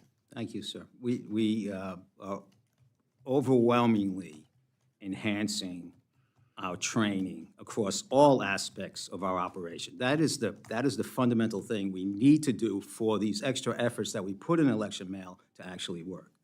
Okay, so we are on lots of different processes and groups and departments in terms of our reorganization, and we're on a daily mission to train over 600,000 people across 31,000 ratty locations I might say, on how to improve our operating practices across the board, and at this time, most specifically in the election mail area. Okay, we're doing very well at this, just not perfect. The OIG, on the other hand, has a couple hundred people. They send out to those same rowdy plants and interrogate and investigate our people and review processes, and they find some things wrong. They're perfect at that. Sure. What's the, tell us what the Learn and Grow education series is. This is Learn and Grow is a normal process within the Postal Service where whatever subject matter that we want to teach our workforce on a specific issue, sometimes it's in general to all areas of the organization, sometimes it's specific to a department. We create content. Be it written material, be it video, be it, and we put it out across the, organization from stand-up talks and other methods of. You've been growing that, is that correct? We talk to our employees a whole lot. Okay, and on election mail, there's a weekly election mail education series that began in February. Am I correct in that? We have a lot of things that, yes, so that if we have weekly, there's a lot of material out there with regard to election and other service matters. Thank you. Now, the July Inspector General report also showed cases of employees who were trained on election mail policies but did not properly execute them during the election. The IG made multiple recommendations that management reinforce policies to postal workers handling election mail. In light of that report, how are you keeping election mail procedures front of mind for busy postal workers during the election? So I have daily reporting that comes up to our performance improvement group that comes up to each of the operational executives. I demand a high level of attention from the high-level parts of the organization. I meet 2 times a week but it's on my Twitter right now. Specific election matters, both in terms of operational processes, the training, and the communication with the election officials. Is that the National Election Mail Joint Task Force you're talking about? I've created a National Election Joint Mail Task Force that includes our union ambassadors from our union that are in our plants and review processes and communicate up through a committee a group that I set up in 2020 that has stood up for the whole year to interact with election officials and our people to improve processes. All right. Now, your testimony mentions the Postal Service has many dedicated systems to get election mail where it needs to be, when it needs to be there. Can you discuss some of the details of these systems? Additionally, how will you track compliance with the systems? Well, systems I'll apply it where I think we're talking about. Basically, the postal system as a whole, as it works, would collect mail and move through its normal machine process, its collection, aggregation, its transportation process, its machine process to get through and go on to its destination in a normal course of business without segregating it and mining for it separately, throughout the process. That is the mail process as it was designed and been using, and this, for the most part, operates at a high level of precision. Right now, we deliver 60% of market-dominant mail a day in advance, and 96%, 97% the day after its delivery date. These statistics, about 80%, 40%, are all with regard to an archaic timing system, right? But for election mail, we add to that with additional processes called extraordinary measures, where we rifle through each day, our carriers. We rifle through 300 million pieces of mail as they move through the system and look for ballots and pull them out and expedite them through a variety of different ways across the nation. And there's a host of other operations that we take when we look at how our machine processes are worked. Right now, we will not even put a machine in for maintenance without me signing off on it. Right, because we put wow, that not seems necessarily because it's going to impact inefficient. the mail. Oh my God! We're trying to, what a bottleneck. Have you ever read in your business school? On that point, last question. The Goal. Are American citizens going to be able to trust mail-in ballots? Absolutely. It's actually Absolutely. interesting. I don't know why you and wouldn't.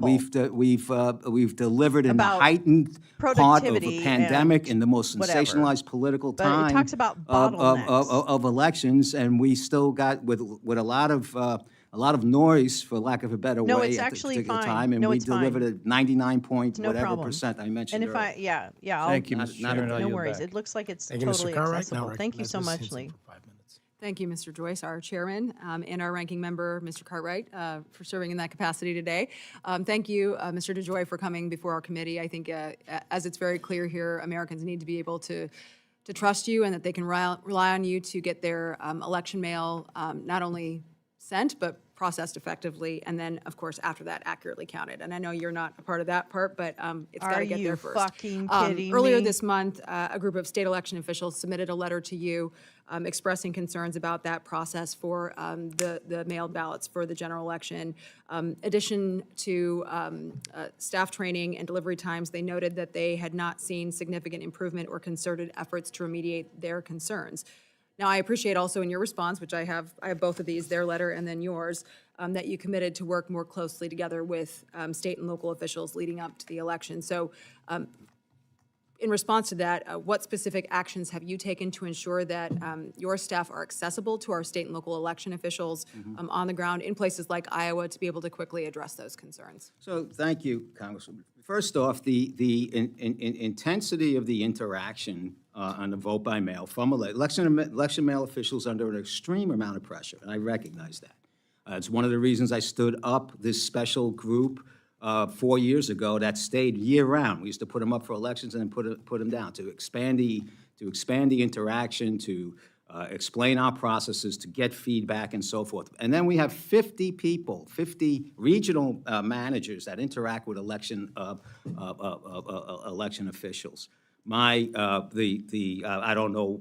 I mean, I am a very accessible Postmaster General. Yeah, you're here today, which we A phone call appreciate. would have helped instead of a letter to the press, because we've had a good working relationship with those. I got on the phone with them after. I don't think it's about your feelings. And we have scheduled meetings. I'm going to meet with the whole, with a larger part of that group. But I also, recognize that we're not perfect. We're not perfect in communication. We're not perfect it's not a perfect system.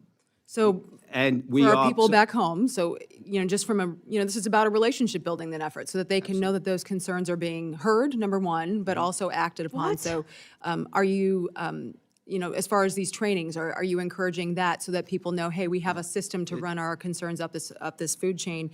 If they do identify problems with mail-in ballots, are there going to be processes in place to ensure that USPS staff are not only responsive, that they're notified, and that these issues are dealt with in a timely manner? Thank you, Congresswoman. Processes and systems are being intensely managed now and intensely reviewed. But to your question about the communication, we're a large organization going through a lot of change, and as intensity builds, sometimes we're the last to the party. Right, and we need because of our functions. I have after my conversation with those election officials, I convened a whole group that is in the nationwide election mail. Our group, I convened a meeting of the 50 state people that are out there. Never found out what happened to the FBI all their investigation into DeJoy all their straw interactions. donations. We had a review. I've added more executives to that particular team. I set up 2 meetings a week with them where we are analyzing the feedback and the complaints, and it's coming up through a larger executive team, and we're engaging in trying to be. However, we are proactive, but we need to be more proactive and not just wait for issues to come to us to have dialogue with these people, but to be proactive and express and building confidence. Yeah. And you talked earlier about standard procedures, right, which I understand, and every election law is different in state to state, and I know you included that in your testimony, and I think just as we're having the bigger conversation here about process, making sure that there is a very, very clear process. The relationship is part of it, and I appreciate those conversations are happening, but making sure that our people know, hey, we're keeping an eye on this. You have a standard process in place to not only deal with it in a timely fashion, but also remediate it and make sure it never happens again. Understanding that you are going through some of these major systematic changes, people don't want an excuse of a change. They want to make sure that their ballot's going to be there in time, right? And I think that that's what, when we're dealing with these people back home, I just would encourage you to be sensitive to that. I'd be happy to follow up with your office about working with our Iowa folks so that we can continue to keep an eye on that in the next couple of weeks to ensure that that follow-through is actually happening. And we can do that. I have people ready to do that, and we're working on enhancing that process. But to the point about the changes in no way will impact, or will they ever consider to impact, in fact, the timing of the change. There's nothing going to be moving, after October 1st. We have decades to catch up with, and we've timed the changes, however good or bad they went, because there were other areas that they went well. And there was no intention or impact, and the processes that we deploy will catch any delays, of which mostly will be for the rescue efforts of last-minute balloting. So, I appreciate that answer, and also your recommendation, and I think we need to be very clear, people need to send their absentee ballots, you said at least a week ahead, right? At least a week ahead, I think. Help us out. Very clear, let's get those in the mail as soon as possible. Thank you, Mr. Chair, I yield back. Thank you very much, Ms. Simpson. Now recognize Mr. Pocan for 5 minutes. Great. Thank you, Mr. Chairman. And thank you, Postmaster, for being here. I know we had a meeting a while back, kind of behind closed doors, and you and I had a good, frank conversation on a number of issues. As you know, I've been a bit critical of some of the changes that you've made. You may remember I had, 5 days, people didn't get their mail in Madison, Wisconsin. I remember you being frank. Yes, I was. Thank you. And so I actually am heartened, and I want to make sure you hear this, by the fact that many of the procedures you explained you're going to do prior to election, including prioritizing ballots, because this is not something we've had a problem with in Wisconsin. In fact, I remember them bringing multiple trips a day of ballots in, and it did work well. So knowing that you haven't changed that, I'm heartened by, so thank you. And I think that will bode well for the election. Yeah, write that one down. Let me give you a little backhanded hearten, though. I'm also heartened that you're not doing changes on the regional transportation optimization or local transportation optimization programs between October 1st and Election Day. I might recommend you consider extending that period to forever for this reason. You did 2 pilot runs on the LTO. You did in Richmond, Virginia, and Green Bay, Wisconsin, in my state. Since those policies were implemented, Wisconsin's on-time 2-day delivery service dropped from 91.5% to 70.5%, and our 3 to 5-day delivery service fell from 86.2% to 67.9%. I think we are second worst in the country right now, and Virginia, I believe, was 4th worst, and it just so happens the other pilot was Richmond, Virginia. It seems to be perhaps some coincidental, operations that it's happening that way. But can you tell me more about if our service dropped that significantly since this was implemented? What makes you think this is a great plan to extend nationally? Yeah. And again, I'm really heartened you're not extending it from October 1 to the election day. That gives me some reassurances. But our actual experience in Wisconsin was extremely negative, and we already have the processing center problems. Can you explain a little more about this? Yes, sir, certainly. So, first off, most single-piece first-class mail, which our system is mostly designed for, was about 59 billion pieces a year in 2000. It was less than 12 billion last year. We still have the collection system and the collection from households, which I supported, put in our plan, and helped push through legislation that we committed to delivery to 167 million addresses 6 days a week.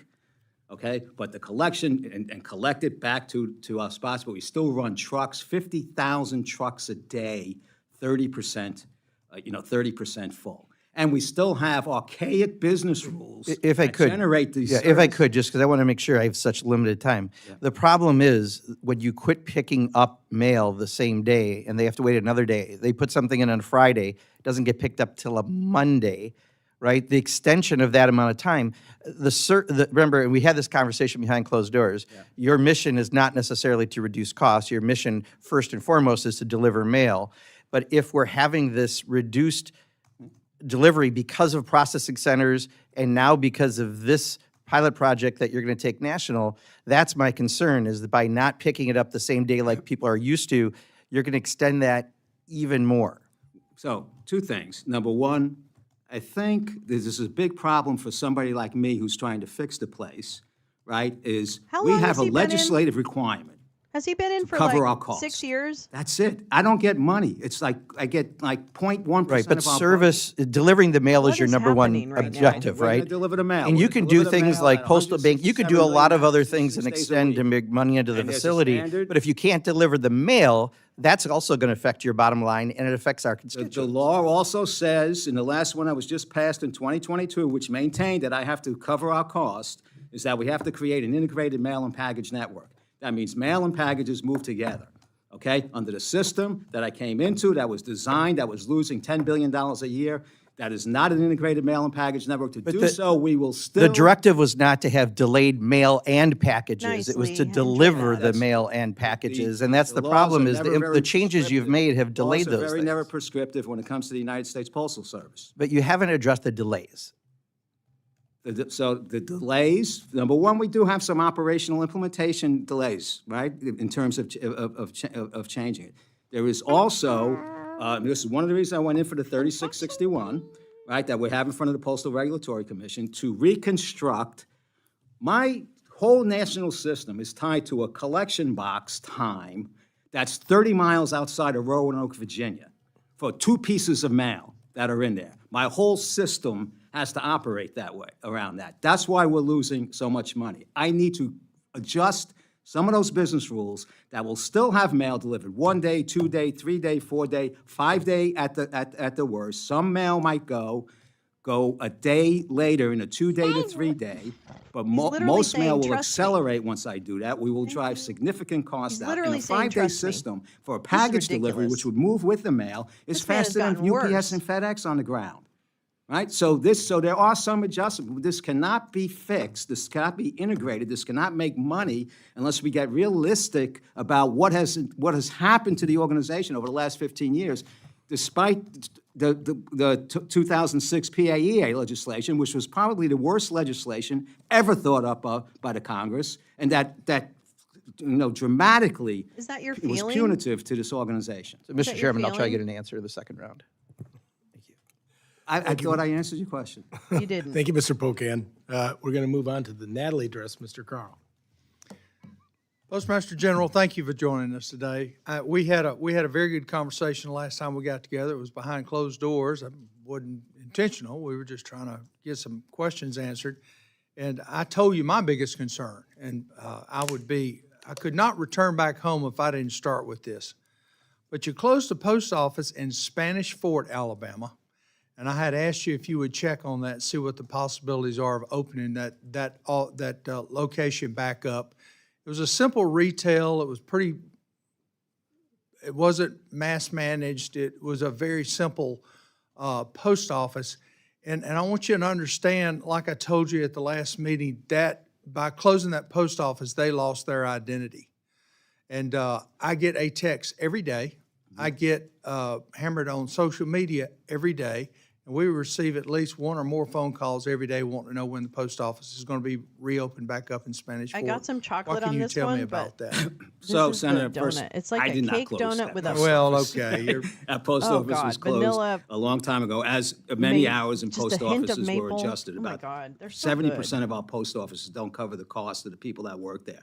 We could not, when we come to an end of a lease on a facility, landlords in those towns make uneconomical offers to us to renew, thinking that we would have to stay, and we could not make a deal with that particular landlord, and have not been able to find. Do we have some data on that, sir? And we How many markets communicate has this that a lot happened to in? my I staff, but just we've like not been would- able to I would find like- suitable locations I would like for some a actual retail data. operation there. There are other post offices within, a few miles of that particular one.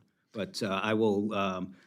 This year is our year to look more at how we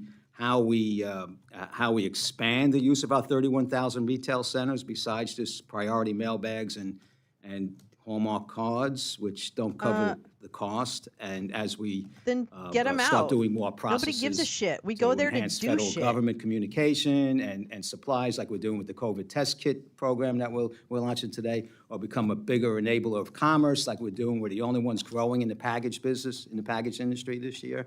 We see our retail operations being centers of the community, but it doesn't mean every retail operation. If I can't find a spot in the town to do our work effectively, I can't be there. Would you allow me to help you find that spot? Absolutely. Because I promise you, I can find you a Let's spot do it. at a price you can't refuse. Let's do it. And well, you have whoever reach out to me, and I'll speak- personally will go to Spanish Fort with them, and I know most of the owners of the strip malls and such, and we'll make sure they get what they want, which is a post office and their identity back, and I appreciate that. I need a good rate, though. Oh, hey, I told you I'll make you a deal you can't refuse. Hey, explain to me the 60 days out of, being out of cash. I assume your fiscal year is going to run through January 1st, or through December 31st, I should say. What's your plan on after 60 days? No, this was before. Right now, I'm sitting on about $20 billion of cash. We were going to run out of cash. We were not paying into our employee retirement fund. We're You're still sitting not. on We what? were borrowing from it. Okay, I know how to read a profit and loss, basically. I go to put a I would conveyor in the love to see facility their for P&L. $8-9 million. I got to pay $30 Just million for to fun. fix the bathrooms, the roofs, the parking lots, the dock doors. I should have Yeah, been I a walk in our forensic plants and auditor. That would have facilities, been I so see fun. horror. When I was My smart, I employees see can't do just it now. I another don't day have at the. work over the last 15 years. I can't do that. So, and cash, running out of cash. In fact, the Board of Governors, when I took the job, the Board of Governors request for Congress to put $70 billion into the organization, of which I said that's, if we put $70 billion in, we'd be back in 2 years, right, for more money, and it wouldn't fix the problem. We have an operational problem, operational execution problem. We have a tools and equipment problem. We have an inability, we were poorly positioned in the marketplace to grow up, to grow our revenue. We didn't fight, the numerous lobbying issues and resistance that existed for I could see making any leasing. particular change over the last 20 years. And we Maintenance, found et ourselves in cetera. a place that we were going to run out of cash in But I 60 need days if data. we paid You our can't bills. just say, "Oh, I we're appreciate getting the bad fact you're fighting for deals." the- I need data. Not just the postal employees, but also the locations, But he's because not some the of them are data very guy. tired. Yeah. They truly are. It's awful. Yeah. It's Well, awful. Thank you. I've got more questions the next round, Chairman. Thank you, Mr. Carl. Now recognize Mr. Edwards for his 5 minutes. Thank you, Mr. Chair. Mr. DeJoy, thanks for being with us. Thanks for taking on this task. I can't imagine a job with any more risk unless maybe it's Speaker of the House. You're not in an envious position. I need to be Do able we to need some Red convince Bull folks back on at the home dais? that absentee ballots are secure. And I'm still not able to do that. Could you walk me through very carefully a day in the life of an absentee ballot, from the moment that it gets put in the mailbox till? So we'll start with, let's start with the outgoing, because that's quick. Most election boards come, we have a tendering process, we have a way of marking ballots within the system. So they bring in trays of mail usually to go outbound, and we have a handoff. They can't come in the plant that week, but we have a handoff. And then there's a whole process of segregating and running these through our systems on the outbound to the voter. Okay, then coming back, if the voter, let's say they bring it into a post office, and they want to get it postmarked, we would hand postmark at a postmark. It usually gets put in with the loose mail, maybe separated in a different tray, but it moves with the loose mail from our post office on a truck, on our truck, our secure trucks, into the plant where we have processes to put it in the mail system, the machinable process, but also look through the plant at the end of the day to make sure that everything has cleared. We look in the machineries, we look in the corners, all that to make sure that it's cleared. And then we have special, especially now, come October, special processes to do coordinated with the election boards to shuttle back and forth mail to the election office. When we get to now, I think October 21st, when we turn it on, we don't even bring ballots back to the plant. If they're picked up from the collection box into the post office, ballots that are brought into the post office, we separate them, we hand stamp them if they're local, and they go right back to the election officials, and that's a coordinated effort. If they're going out of the area, back to the plant, we make sure we're cleared at the post office. They're again put with the loose mail and run back to the plant where they get processed and put back into the system. And we also to extend our reach from a post office which serves a couple of 5-digit zip codes, we may put a hub to run multiple post offices to do the same, so it doesn't have to go back to the plant where we stamp and run secure. It goes back to that hub and then back to we aggregate and go back to the election official. This gets done, sir, like every night religiously as we're going through. So we have, from my standpoint, very, very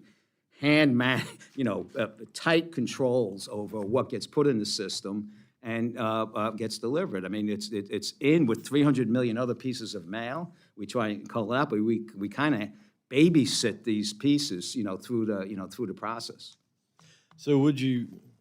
It sounds like there's a lot of visual inspection in there. That there's no real hard, firm electronic way to track a chain of custody from point A to point So I would say most ballots don't. I mean, the exceptions are what I spoke to you about. Most ballots run through the machined process that goes through through our system. I think what I would tell you, sir, is our hand control throughout the system is a reliable hand control. Our people see ballots, they dive on them. There's been very, very, very, very little proven other types of issues with us with regard to the processes that we that we deployed. Well, thank you. I'm going to run out of time. Yeah. There's one other line of question I'd like to ask. Well, then you get to do it in the next do round. All state ballots look the same? How do you know to treat one in Minnesota the same as one that you get from Called North the fucking Carolina? barcode, you Nimrod. They don't look the same. And just the exceptions that we are talking about with the United States Postal Service are few, just as they are with the election boards, but they are there too. We get ballots with wrong addresses on them. We get ballots with non-machinable, not ability to run through our machines. We get a whole host of other issues, exceptions to And why haven't I heard you meeting with those heads of secretaries of state to do something about it? There are a number of states that have put an ID. So with regard to tracking, I misspoke.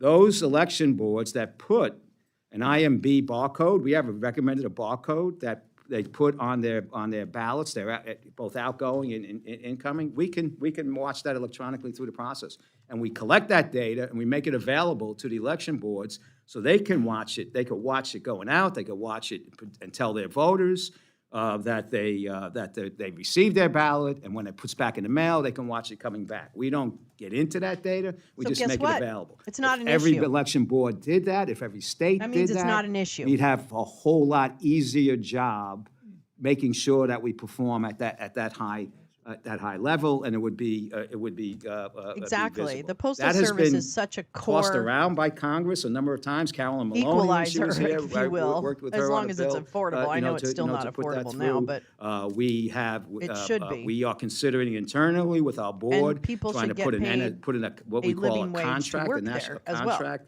together for certain election I boards. don't know how you do that, where but we let's can figure it define out. that process, define the paper, define the barcode, define what everything looks like. I would tell you 4 I have years an ago, idea. 6 Have years a ago, Pony that was Express not something that gala would have every any year, traction. Louis. you know, Invite your in billionaires. the Congress, or anyway, it costs money. each People, pledge election boards don't have a money, lot of money. just like right? Somebody's got to fundraising, pay for it. I don't have a and lot of then money. you follow up on those pledges, and that augments we the have funding to that you come get up from with a the US methodology, but that taxpayers. would get at what you want. But that's what a But there's nonprofit not does, been a and if you're a willingness to have- I mean, it's nonprofit an or easy, whatever you are, easy thing to fucking figure do out it. if you're in the material handling. It's another material handling process Right. that we could help the Congress figure out. It's just then we have to get the states to adopt it, all right, and use it. Thank you very much, especially thanks for the suggestion. We'll be back in touch on that one. Thank you. I yield, Mr. Chair. Thank you very much. Anybody really Would that be consistent with care what I get from you about every morning in my email that shows what mail's coming to my house that day? That Oh, is different. That's informed delivery. It's a wonderful thing. But it's the barcode system, though. What's that? It's a Yeah. barcode system. Well, it's actually, we tie it to a barcode, but it's also a visual, it's camera image, right? So we take photos of everything that as it moves through. So it's an Then there image, really and we isn't an deploy issue, that is on what our I'm package hearing. business when I arrived here. And What? we plan to do a whole lot more with it. Like It what? is, What are you there are gonna do with various does areas we've been this discussing, and our general counsel here is penis discussing. tip get paid every year? Other methodologies of how we can, track stuff, but I think it's all kind of makeshift, and I don't want to be a proponent of makeshift Really? solutions, right? I think the barcode that I just spoke with Congressman Edwards about, the IMB That's a good barcode. hashtag.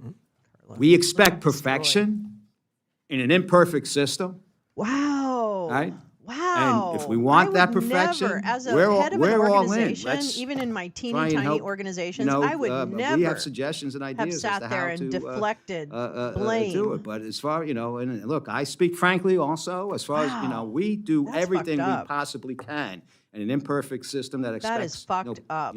The perfect. And we're a good target for a lot of blame. Wow. We're a good target for a lot of blame, because at the end of the day, the piece winds up with us someplace, right? And, What? or came from us if it's presumed to be late. And that's, it's not healthy. It's not a healthy environment for Excuse the me? nation, for our employees. Really? I'm fine. I was What just the trying to fuck? point out that since that already exists in your system, someone could know if they see their ballot and when they send it back in, if we use that program. But moving on, you might be surprised, but other members wanted to weigh I don't in even know today, so what's- they could be part of this panel. And I told them that we weren't He's going like to do worse that. However, if they submitted than their his nomination questions to me in hearings. writing, I would make sure that I'd make it available for you. And only one person did, and this is from Andrew Clyde from the great state of Georgia, who wanted to talk about the Georgia Regional Processing and Distribution Center. Earlier this year, the U.S. Postal Service created a new regional processing and distribution center in Atlanta, which had a negative impact on mail delivery. Many of the facility's operational changes Neil. occurred just 3 weeks before Georgia's Republican presidential primary, raising a concern over mail and ballot security. Are Georgia mail-in ballots secure for the upcoming election? Please tell me all the steps that the U.S. Postal Service and the Atlanta Regional Processing and Distribution Center are taking to ensure the security of all the mail-in ballots. And secondly, how does the U.S. Postal Service track and monitor completed ballots in their facilities to ensure they are prioritized and reach their destination on time? So, just one thing on the Georgia service, we're putting over $500 million into Georgia, Atlanta, Georgia area. Georgia service is going to be some of the best in the nation shortly. When I arrived here, our service hasn't always been good. When I arrived here, our service was in the 70s in most areas. We built it up by spending a lot what? of money and hiring a lot of people To and what? repositioning. So where it was like 94, where it got very good towards the end of 23, before we Okay. started embarking on these big Was it specific, these 94%? big specific changes. confused. That happened. And back then, Georgia was always in the bottom 25% of our performance. Where are they What now? went on in Georgia was an embarrassment to the organization, okay? And it should not have happened. And we are correcting for it, aggressively. I don't want to get into What are you doing? all the different reasons. Okay. Oh, all the Specifically different- with it's too regard to many. the We're lousy with the ideas primary of doing election. things we're doing. We got through that because I put a whole bunch of people down there and a whole bunch of double-checking processes in place. And the Good, oh, primaries, good. You the seem like the an performance efficiency was expert, was sir. good on election mail for Georgia, okay? We still, we have some of the service issues that we talked about with regard to the standard, but I have special gimbers going on in each of our 4 plants, it's mostly in the 3 plants around Atlanta. Every day, people going in there, every day getting reporting, every day looking at closeout for ballots, and we're going to deliver Georgia's election ballots just fine. It's good, or everything else that I said in terms of measures, procedures, operations. Send them the video. I mean, I've answered it already. Thank you. Mr. Cartwright? Thank you, Mr. Chairman. Mr. DeJoy, as the Postal Service plans to consolidate resources around regions with higher population densities, it was reported that the Postal Service may begin to permit slower service for rural communities, as described in the Postal Service's Delivering for America plan.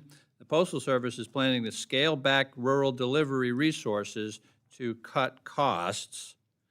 That was March 23, 2021, USPS Delivering for America plan.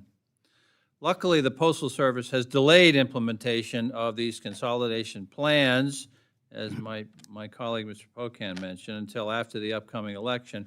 But what happens after the election? My fear is that once implemented, these consolidations will lead to eventual delays, negatively impacting rural Americans like some of my own constituents. People rely on the Postal Service to deliver their prescriptions, Social Security checks, other important mail. If faced with delays, rural Americans will experience longer delivery times or be forced to pay higher prices to commercial delivery companies, which is unacceptable.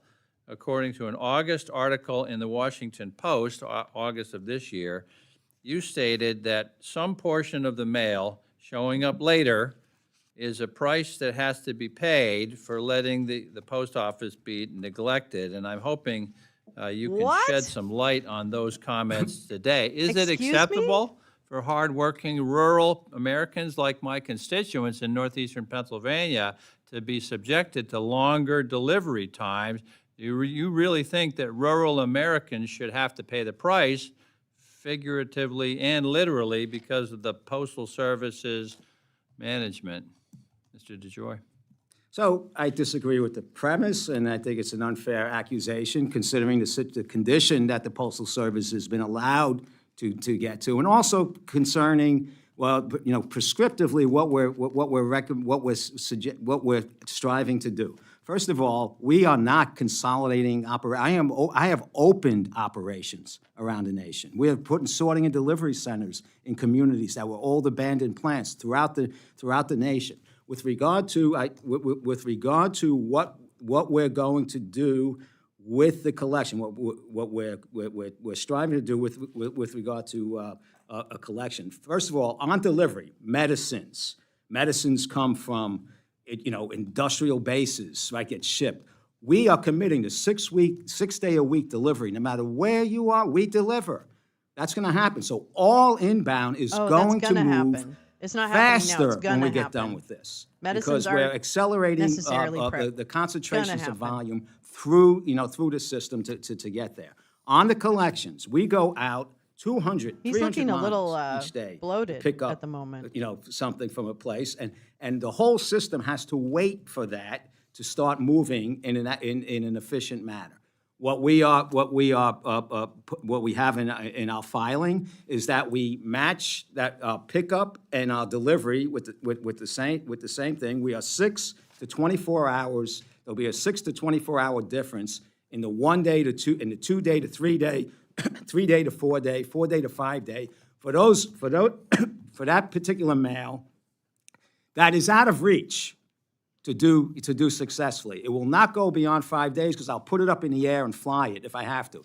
This, sir, is service that is going to be enhanced throughout the nation. It's going to help us. It's going to help us financially. It's going to do what we're required to do with that's specified in the Postal Reform Act, integrate mail and package movement, and I think it is a tolerable situation. In the Postal Service, my position here has always been that the Postal Service is all about rural America, right? If there would be a real question if we were losing this type of money and only serving urban areas. But this cannot go on the way it is.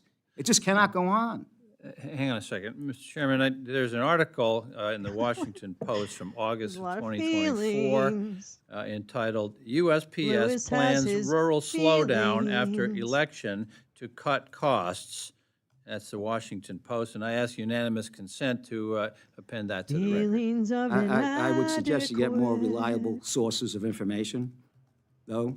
I mean, that the Washington Post has historically been Yes. a negative, Really? Have they? unsubstantiated, Dang it. sensationalized Mean.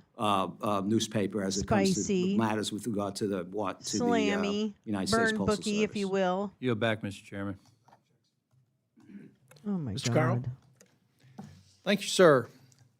Postmaster General, I want to save you here because you're going to be misquoted Oh, unless you shit. clear it up. Who is handing these ballots? You told Mr. Edwards that Jesus the ballots Christ. were being handed off to you at the post office. Who is handing you those ballots? Individual ballots? Well, the way I understood it, it was bulk. Outgoing Bulk ballots in bulk, that the ballots that go to mailers. Some states send it to everybody, some that it's where it comes from the elect. They're not votes.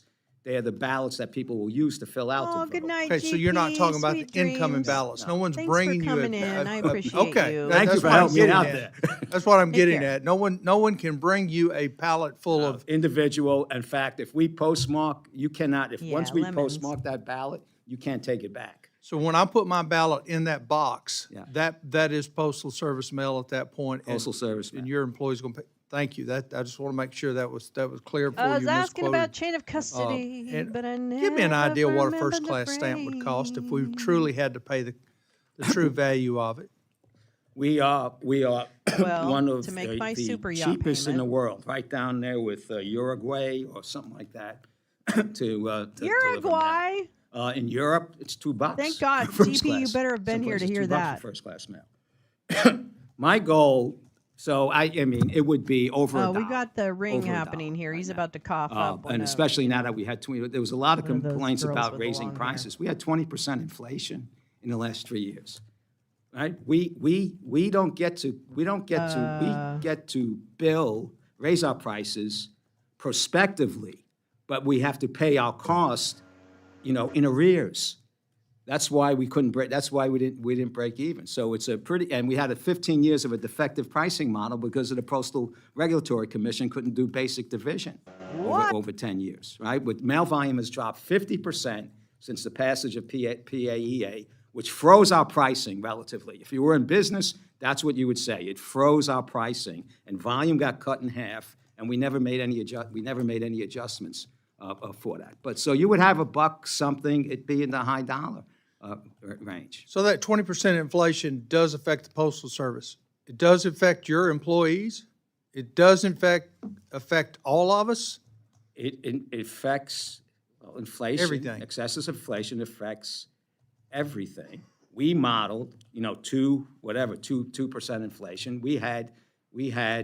We would have broke even in 2023. We had $3.3 billion of inflation. We had $6.3 billion loss, $3 billion of inflation, and another another 2 and something billion on the CSRS legislation. So I know most people that work for a living did not get a 20% pay raise in the last 3 years. Has the Postal Service gotten a pay raise of 20% over the last 3 years? No, we have rules, regulations, negotiated things, but it was higher than it was in the past. Yeah. It was higher than what we projected.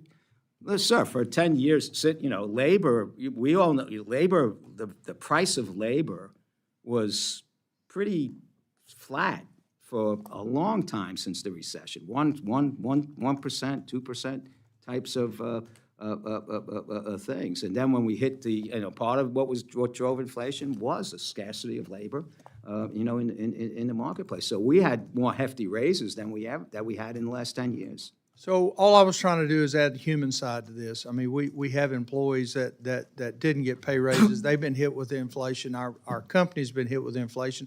Even our Postal Service is paying the price of inflation. So inflation certainly is an issue that we've all been screaming and fussing about over the last few with regard to my own area, the Postal Service has been hit with a lot in the last 4 years. We delivered, we didn't work from home during the pandemic, right? We worked in ratty places right next to each other, processing mail, went out, had retail centers, allowed people to come in with limited restrictions with regard to how they entered, our facilities, and we delivered out to the public each day to 167 million man addresses, and we delivered kits around half the planet, to help people, test themselves. Well, again, thank you for your time. I'm trying to get home ahead of a hurricane, so I'm going to slip out of here. Be safe, Well, travel hurricane's safe. there, Thank baby, you very so much. you're fucked. Yield my time. Thank you. Thank you very much, Mr. Carl. Now recognize Mr. Pocan. Great. Thank you, Mr. Chairman. All right, so let's try again. I allowed you the time to you gave me the 30,000-foot view, right, that you are seeing a cost savings. I completely agree. That postal bill was before I was around here, was awful. Pre-funding 75 years into the future, employee benefits. No company does that. That was plenty of stupid was there. You're right. But here's have a my link on that. specific Wisconsin-related questions. And so as I hear the question from the gentleman from Georgia, who, as you remember, in our closed-door session, that came up before, too, if the cure is like the cure was in Wisconsin, you kill the patient, right? When you did that processing changes to Wisconsin, you significantly slowed down our delivery. But specific to this LTO proposal that you piloted in Wisconsin and Virginia, which are now the second and fourth worst for turnaround times on delivery, specifically address this. In Wisconsin, 2-day delivery dropped 20 points, 91.5% on time to 70.5. 3 to 5 day delivery fell from 86.2 to 67.9. What in that said, I think this is a good idea. Let's take it to Pennsylvania and Iowa and Ohio and across the country, because I see it as a problem, right? Because if the goal of the post office is to deliver mail, which I think it is, it's not to be an accountant, that is part of your job, but the goal is to get our mail delivered timely. It is not to have this sort of drop in service through a pilot program that now you want to expand. And that's what I can't understand. That's the first question. Second, since we are second worst in the country, what do you do specifically about Wisconsin to fix our unique problem that we're having in these terrible turnaround times? So first of all, the first rockets that went to the moon blew up.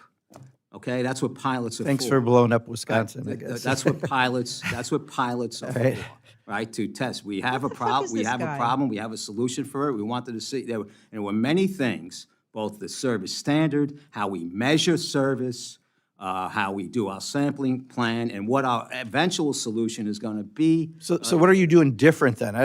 Again, Well, the only thing we're doing different. you hurt us. I don't want other places to be hurt, but what else are you going to do to fix us? We're going to do a series of transactional adjustments and service measurement adjustments and service metric adjustments as we move forward with this, that are going to get your service to be 95% reliable. People can understand what it is, and you can understand what the service is, and we're going to perform to that, and we're going to save the Postal Service overall, so rural America can, in fact, have a postal service for the future. I'm happy to come over and explain that to you in detail. And you know what I would really appreciate? If you could show a specific plan for Wisconsin, because you broke us, right? You blew the rocket ship up. I get that. Yeah, well, but what are we doing now to that service fix standard, things? if you look in Wisconsin, right, the next day we're at like 95% on time. I would just like the plan to fix the service that dropped 20 points in multiple metrics of mail being delivered in my state. And then a follow-up question is, Tammy Baldwin, our senator from Wisconsin, sent you a letter about specifically some newspapers and problems they're having in Wisconsin. Monaco, Wisconsin, Lakeland Times lost 500 subscribers, 100,000 subscription revenue, not advertising revenue, over the past 4 years due to the closing of the Wausau mail processing facility, which again is what you're doing in Georgia right now, which is why I worry about the cure killing the patient, because it kind of did in Wisconsin. She also talked about in Iron County, their paper, 139-year-old newspaper, may face serious declines. How do you address that? So I don't know about the Warsaw closing. We have plenty of plants and facilities in Wisconsin. I also know that the periodical industry is under significant duress.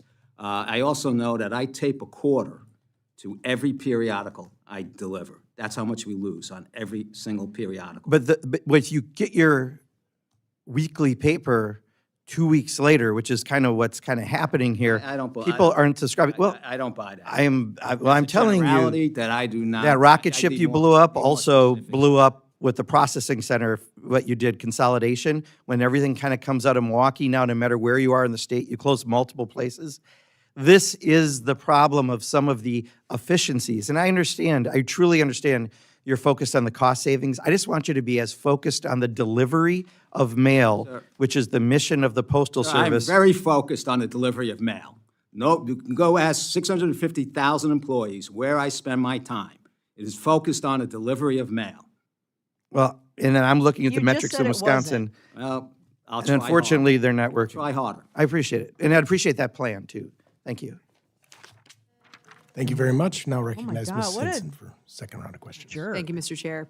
I just want to go to your testimony real quick and ask kind of a quick follow-up here. You say, for example, some jurisdictions allow voters to request mail-in ballots very close to Election Day, depending on when that ballot is mailed to the voter, again, by the election officials. It may be physically impossible for that voter to receive the ballot mail, complete their ballot, and return their ballot by mail in time to meet the jurisdiction's deadline, even with our extraordinary measures and despite our best efforts. So I understand that, right? You are the delivery mechanism, and state laws are different everywhere. I was a state representative. We worked on our election laws. So then you also say here you're going to continue your outreach to election officials and their mail service providers and share recommendations regarding best practices for how to successfully use the mail system. So I guess my question is, I think it's probably with 39 days out, too late to make changes at all these state legislatures. But, when we think about this going forward long-term and making sure this is, the election laws actually respect the process and make sure that it's realistic, right, to actually be delivered in time. So how are you going to make sure, like long-term going forward, that your people are communicating those challenges with the very real, acknowledgement that state laws are different and there may need to be changes made there too? Yeah, so first off, we do this throughout the year since we implemented that team on a bunch of different processes, work with the teams. The board, myself, and the rest of the team are looking at how we, and it's not necessarily, it's aligning expectations, it's aligning the pricing, and it's aligning the cost of doing this. That will be the solution, right? And that is what we all need to commit to. I can tell you specifically how we can best handle the collection, the delivery, so forth. I could give recommended tender times, tender meaning coming out of industry. I was in this industry. Built a big company in this industry, how things get interchanged, how they're measured. Have you laid out those like legitimate tender? You talk about that. Have you laid that out for every state? And so, obviously with 50 different states, it's going to be a different process. What works in Iowa is not going to work in Alaska. Yeah, but have you laid that out so that we Day. can make sure that It's those Weed Hat things are Day. actually matching up? We have we're really a not, pretty hat, if you we think have been about it. careful not to be an advocate for Kinda voting joyful. by mail because it gets Certainly misconstrued. is a- But if we're invited, but we do talk, when we're invited, we talk about enhancements to the process. A More requited specifically, love. the IMB code, It is a having the requited prescribed love. envelope, putting the And it makes a good hat. barcode, the right barcode on it, tendering times, quality of the mail piece, design of the mail piece. We have people that help design mail pieces. So we have all these different things that we participate with. Great questioning. When invited. We probably pushed more in the last couple of years to be a little over the That's right. line He in what does the have a direct organization mail has in the business or past been in something? terms of Is that it? Or maybe advocating maybe for I'm certain messing types that of up. Sorry. improvements with this. But we would, appreciate to participate in that dialogue. But even the legislation talk too that much. I have seen, and I've been Just so you involved know. with the legislation, has not gone far enough to make it global. And then we're still dealing with the improprieties of everything has not gone far enough to figure out how it gets paid for, right? And so forth, which Isn't that your therefore job? requires us to do all these what I would say, and which was done even before I got here, I just kind of organized a little, these super unbelievable task of rifling through $300 million pieces of mail each day across 3.5 million square Excuse me? miles, So is it looking too for hard? ballots. Because if it's I just too want to hard, make sure we can that find another as we go forward, CEO. to continue refining this process and XPO make sure it trucking works not only logistics. for Oh, each okay. individual state, because I want to make sure our states have a purview over these elections as they should, but I also want to make sure that those laws are realistic in conjunction with what you can do to execute that. And, you know, timing is everything, but I also understand, you know, at the end of the day, Election Day this year is November 5th. If you're saying, you know, 7 days at least ahead, and election law in that state does not jive with that, then something's out of whack here, right? And we need to make sure that we're communicating that. And I'm happy to be a part of that conversation, you know, in Iowa, and I think any of us would like to advocate to make sure that our election laws work with what you can actually execute. We are trying, just for next year, we are trying to put together an electric mail product that a state can sign onto. That What? would be more specific in terms of what it's supposed to don't do. Our remember, board is Carla. interested in that, and I'm interested in seeing how we can, Okay. you know, move that forward. But it would mean, That's you cool. know, a strict compliance, and With it would what? mean money. No, understood. Oh Well, my thank you for God. coming again today. Appreciate the answers, and I'll follow up with you on Waterloo. Yes, I Appreciate it. think I'll have good news for you. Thank you. With that, our time is concluded. There All may be right. some members who Thank you, couldn't make it everybody. today, Thank would you also for like to submit coming. questions for the record. Okay. Well, that was really what an interesting day. what an interesting day. I don't know. I think my microphone needs a little bit of adjustment, but that's okay. I'll figure that out. Yeah, I don't know. I need data, okay? I just need data. I don't begrudge if he walked into a huge mess, that's fine, right? I still think it's all suspect, but whatever. I still want the data. Because what I heard today was someone who is even worse now than he was when he just took over and sat in front of a congressional dais. I heard someone who was far more laissez-faire, poorly prepared, not prepared, emotional, fidgety, sycophant. And I don't know why naively I thought maybe, just maybe, over the years, he would have gotten into the job, you know, right? I mean, he wasn't like thrown out in front of us all the time, except for these other really important stories, which I just linked. I linked a couple of stories in courtesy of Leigh that go back a little bit, but tell the story of the pension and then also some other Michigan Postal Service issues. So that were referred to in this hearing. So I definitely encourage you to go back to those links. They're also on Twitter, on my Twitter from today. So you could probably find them pretty easy. So yeah, oh wow. I'm so glad we watched that though.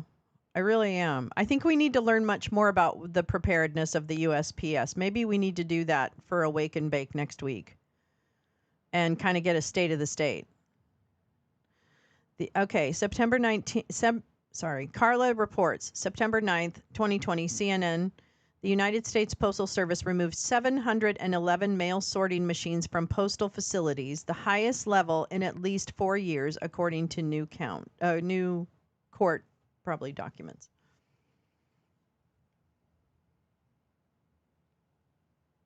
Yeah, and the mailbox is removed. Try finding a mailbox now. It's actually kind of hard. Have you noticed? Like for a while I lived in Manhattan and I walked everywhere, and so you would mail stuff, and I'm going to be honest, I noticed there weren't as many. So, but that's anecdotal, so I'm not saying that there aren't, but it would be interesting to find out. Maybe we should do a little mini kind of dive into this in preparation for election preparedness. Anyway, really appreciate the weed photo. It works so beautifully. I'm really grateful for it. Thank you to the person who sent it to me. I think it's really It's just like the perfect adornment for the lounge, frankly. I really like it. For the people who are in the path of Helene, please be careful and check your registration today. Vote.gov, vote.org. I think iwillvote.com is the Barack Obama sponsor, or at least he mentioned it as a website to check and make a voting plan. Make a voting plan today. Check your voter registration, darling. And we had a great show on the voting. Oh God, the Vigilantes Inc. at the lounge last Saturday. Check that lounge out last Saturday and just speed to the Vigilante movie, Greg Palast movie. It's so good and it's so horrifying and it's so, it stirs your stomach. Maddo did a piece on it in 2020. I do remember all of this, but this is where the reality has even gotten worse, in my estimation, is that things that would be absolutely unacceptable, or I guess, at least mildly unacceptable, like him. I'm sure, I know that political appointments have been plagued on both Democrats and Republicans with, kind of gratuitous, ego stroking and money pushing and, enrichment kind of schemes. So I have no doubt that there's a problem with political appointee process in some ways. But this guy was so woefully negligent. And today just convinced me that he hasn't gotten any better. He's gotten worse. And nobody ever actually did anything to hold him accountable.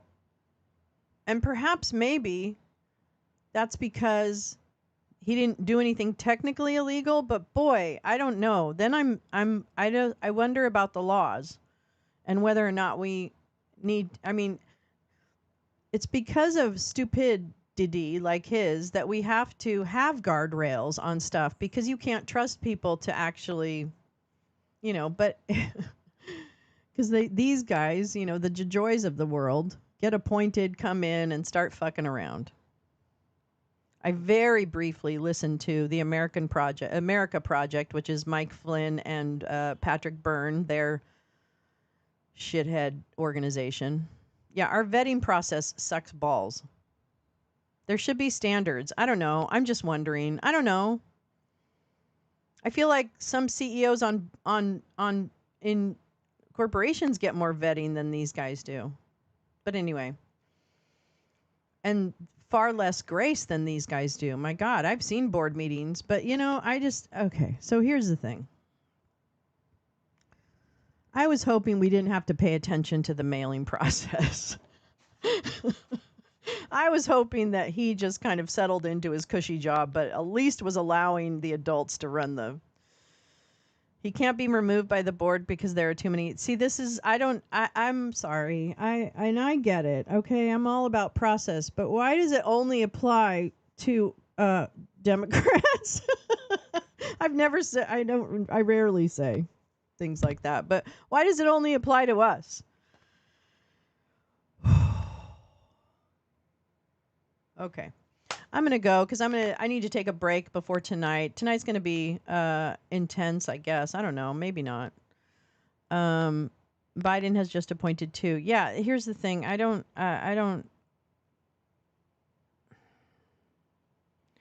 Yeah. Democracy. Go figure.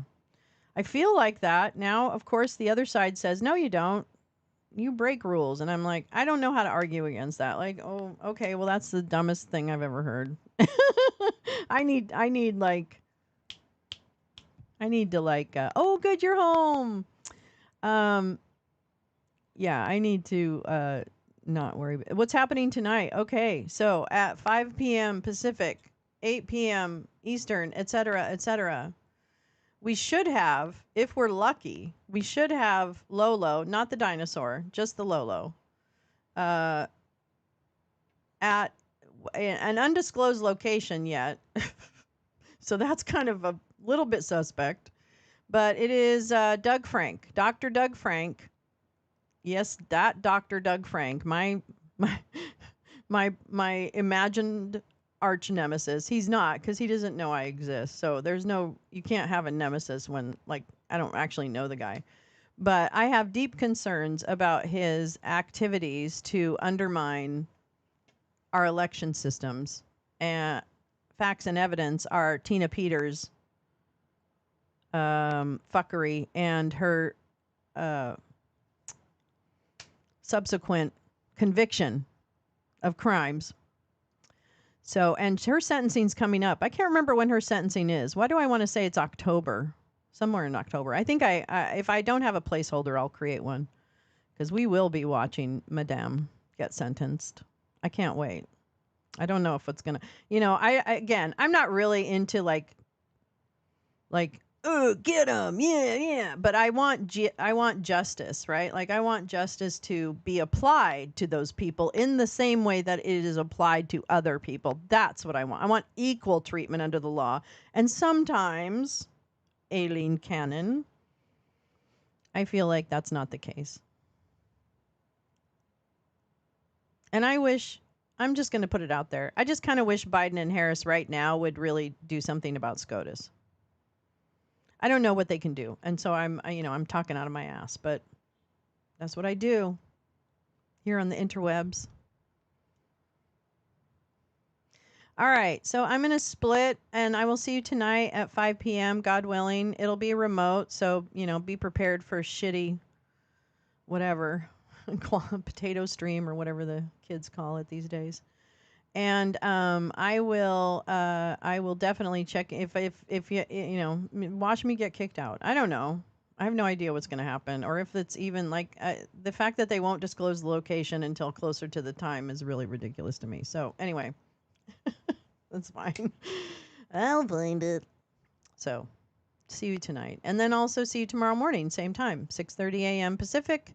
9:30 a.m. Eastern, everything in between and outside of that for Wake and Bake. I'm sure we have more fun and frolic with the Congress. Oh, no, they're gone. So we'll have, you know what? We have a ton of reading. I am eating all the donuts and smoking all the weed.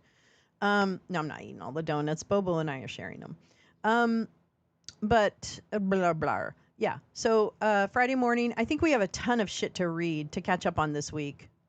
Oh, yeah, he's a big troublemaker, Neil. He's one of the... He's he to me has really caused a lot of damage. Yeah, thank you, Paulina. Thank you, everyone, for coming. Okay, see you later. See you tomorrow. See you Saturday night.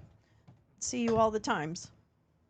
Okay, I mean it, really. Thanks for coming. I really appreciate it. I really do. Thanks. Like, share, and subscribe. And we're getting more subscribers. I don't know how.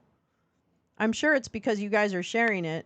But we're at something weird, like 860 something or something. I got to check. Okay, bye. I love you guys. Be cool, man. Real cool.